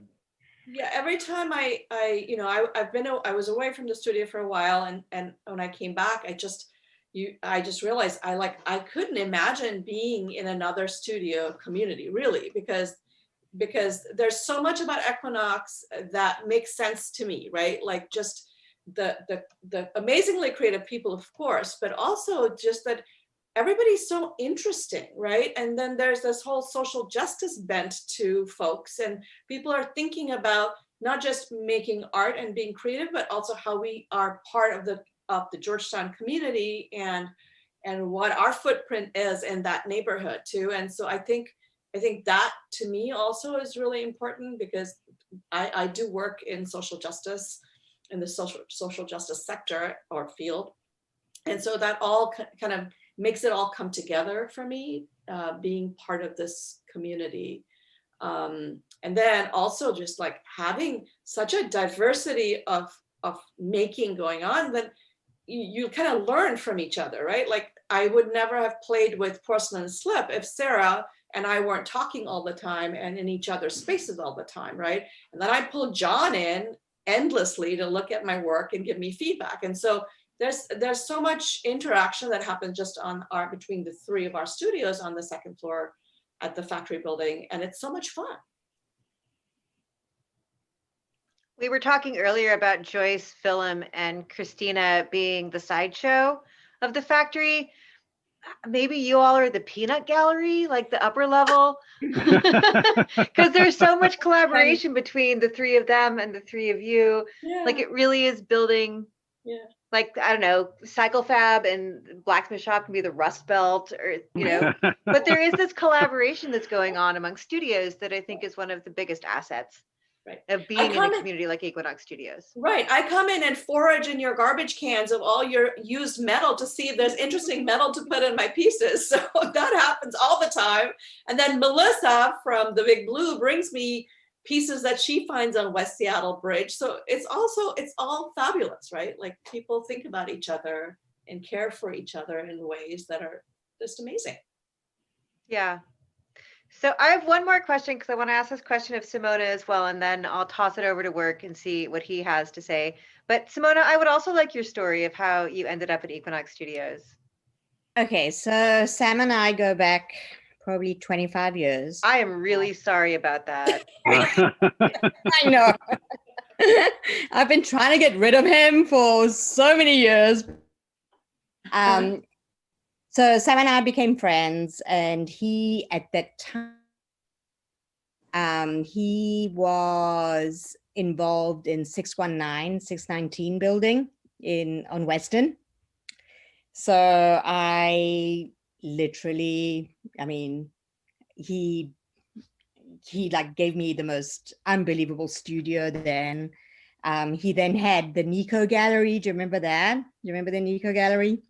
So I showed in there, and yeah, I've literally been his tenant for all those years. And then 619 kind of like did its thing, and then Sam, yeah, I think he have his like in West Seattle, he had a building there, and I didn't join that one. But then I joined Equinox. So I was in the living room first. I was in there for like maybe 5 years, and then moved into the factory, which was the most incredible space. And we always, like Sam and I always like laugh at each other, and it's like, which came first? Was it my paintings or was it the studio? Because both just like they're meant for each other. So yeah, so that's, I mean, Sam is just an incredible architect. I always think of him as just the most incredible human being that puts incredible people together and incredible spaces together. And I will follow him, like wherever he goes, whatever he does, I'll be there. When I grow up, I want to be Sam. We all want to be Sam. Minus the craziness and minus all his stress, but yeah, he's a pretty cool guy. He really is. Do you have any crazy anecdotes about him? Anything? Oh my God. We don't have enough Zoom time. The audience. Yeah, he is really the best. He is just like, his heart is like massive as his dreams are, and his spaces. He's about to, I think he's doing an incredible like thing in Georgetown, right? Am I correct? Yeah, that's that's what he says. Yeah. And, whatever Sam says now, you just like discount it, but he'll do it, and he'll do it big, and he'll do it right, and he'll choreograph the most amazing community you know, wherever he goes. That's his thing. He is, in my opinion, he is the artist of, you know, of all of us. And he is the main core of, actually, he's the choreographer of it all. So I like the word choreographer, but I also, I agree. I kind of think this is his art form. Yeah. Is creating these communities. Yep.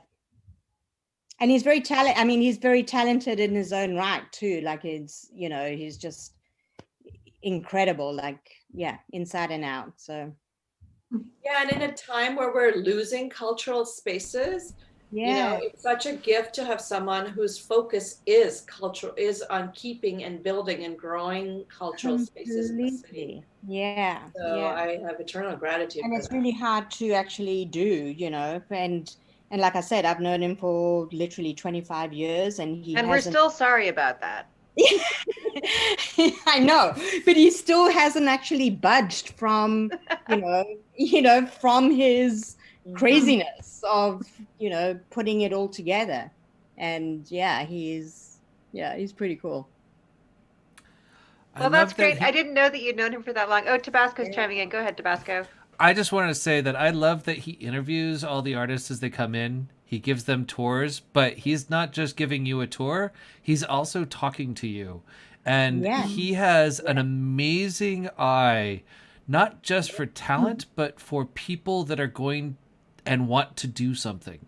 And That's right. That is one of my favorite things about Sam. Yeah.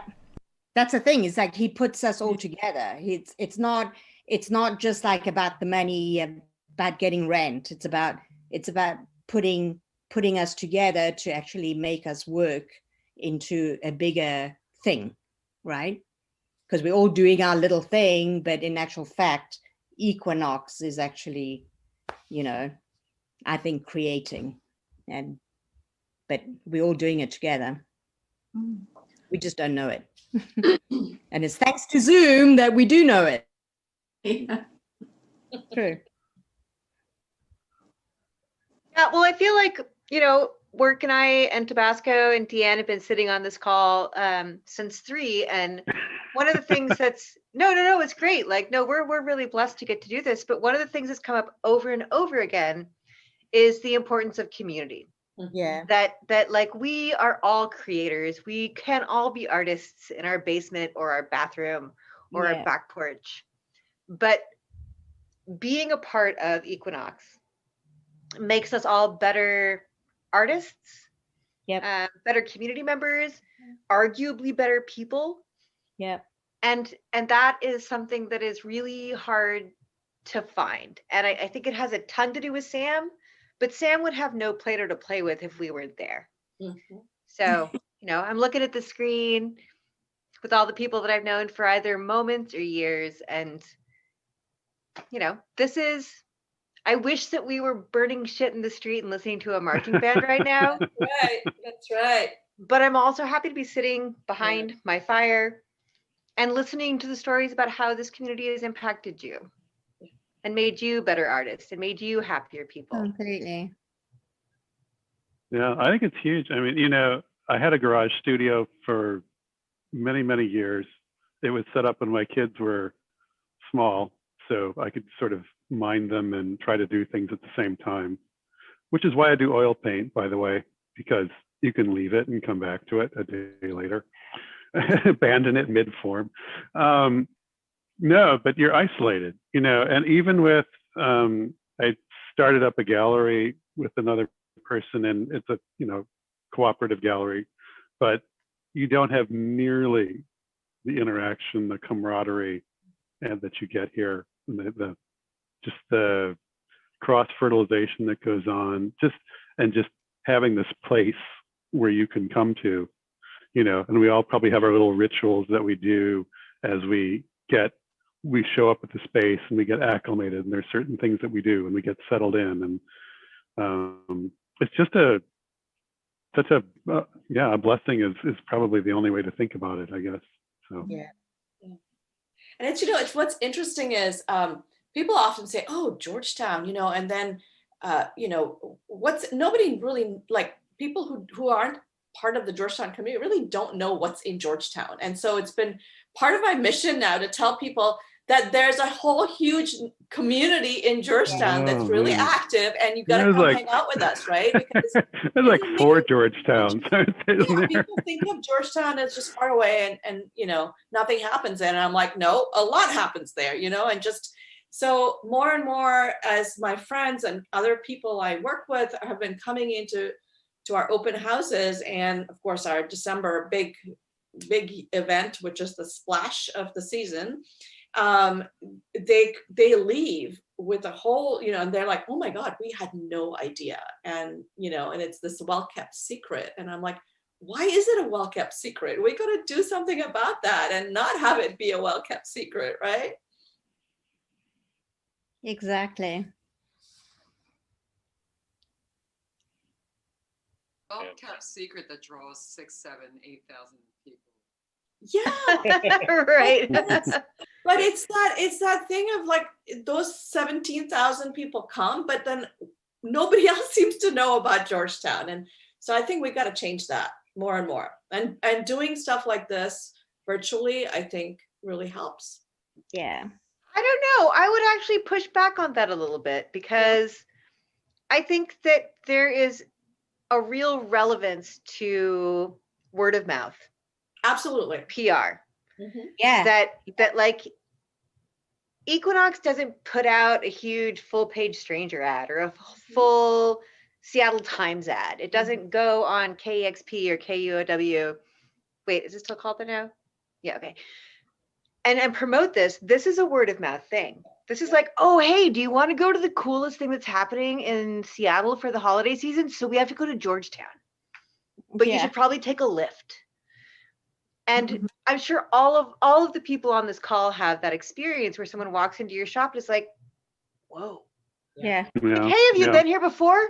Exactly. Yeah. Yeah. No, but my friend told me about it. I'm trying to find him. Well, good luck. And also, can we show you what we do? Like, we're blacksmiths, or I'm a painter, I'm a ceramicist, or, you know, I make jewelry out of bullets, or, you know, I'm having cheese.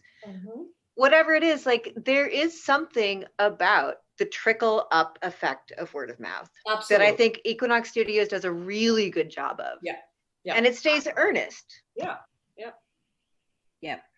But I want the whole of Seattle to know about it, Kate. That's my point. Forget Capitol Hill. Come to Georgetown. I have a shout out for Alex, you know, who put together, and the whole team of people put together our website and created this cohesive look and feel. We're really, now we are going to the next level, and look where we are without all of the social media. It's going to be gigantic. And thank you, Alex. I have the one thing that Thank you, Alex. Yeah, shout out to Alex for reals. The one thing I have found, so we've only done like 2 or 3, Vilem and I, is that every single year we do the December show, and it's amazing, it's fantastic. And then we'll open for second Saturday in January, and we'll have a whole bunch of people walk through and say, oh, you know, we're so excited you're here, but not very many people are open anymore. We came back because we had so much fun in December. And so I wish we could do something about that, because I think people love it so much. Like, and I think December should be December, but I wish we could like carry it through the year somehow. Yeah. Not as crazy. Right. But, you know, something, anything, I don't know. Yeah, because the flip side of that, though, the comment that I often hear from people that have been to December and to the other monthly art walks is, in some cases, they like the monthly art walks better because it's not so jam-packed and so high intensity. You know, they can spend more time talking to the artists and looking at art, and you know, it's not that one is better than the other, they're just different, and they appreciate both. But I have had quite a few people say that they sometimes like to come for the quieter events too. You're right. You know what? I've had that comment too. You're totally right, Anne.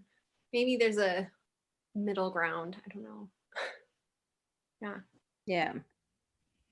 Or twice a year have a big blast or something like that. And then, I don't know. We kind of do that with Carnival, but yeah, we kind of do. These are the times of COVID right now, so. Yeah. Love this forum and meeting all the different artists, because at this time we would be so immense and overwhelmed by the crowds. And I just cherish these intimate moments right now where I'm getting to know all of you guys and see your work and hear your stories. And it just makes me even more passionate about getting back into the studio in the new year, you know, in 2021 at some point. Yeah. But thank you guys for sharing your work. I mean, it's just incredible. Otherwise, we would never know exactly what everybody does, because we're so busy. But I'm so inspired. I mean, it's been a difficult year, but to listen to all of what you're sharing and showing your stuff, I had to run and get some materials. I'm at my house. I'm like, I gotta create something as I'm listening to these stories, because everybody's so jazzed about what they do. And thank you, you know, Kay and Tabasco and work for all the time you spent putting us together, because otherwise we'd be lost. And I just cherish this. So thank you everybody for showing up. Yeah, thank you. Yeah. Well, I think you're right, Joyce, that like it's almost 7 o'clock. So if this was a normal year, we'd all be in the midst of all those people who are like, I'm going to come early, and they've been here for an hour and a half. And we're like, but I have drink tickets. I want to go get a drink and I can't get to the bar. It's right outside my door. And instead we're sitting here getting to know each other. Like, what a really great blessing. Yeah, that is. And you know, I didn't know Simona. I didn't know Monica. I think I know, I've seen Timothy, but don't know him very well. Like, what a great opportunity to get to know each other. Absolutely. Like, look at us seizing the moment for ourselves. Absolutely. And we've just got a couple minutes left. Work, do you have some final words here to put you on the spot? For sure. It's just an echoing of all of the amazement and love and inspiration that everybody's been, saying this whole time. I mean, there's not so much to add as just to,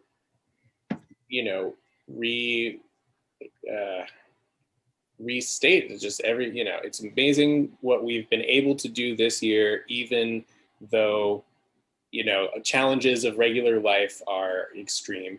And it's amazing to see how many people are not only willing to come and play along with me and Kay and Tabasco doing this kind of, unusual thing in a pandemic time, but also to watch how many of you have been excited by it as well. I've definitely heard stories over the last couple of months as we've been doing this of like, oh man, I'm excited to come into the studio because I know somebody's going to be there to, talk to and express myself with. And I've been missing that for months because we've all been inside.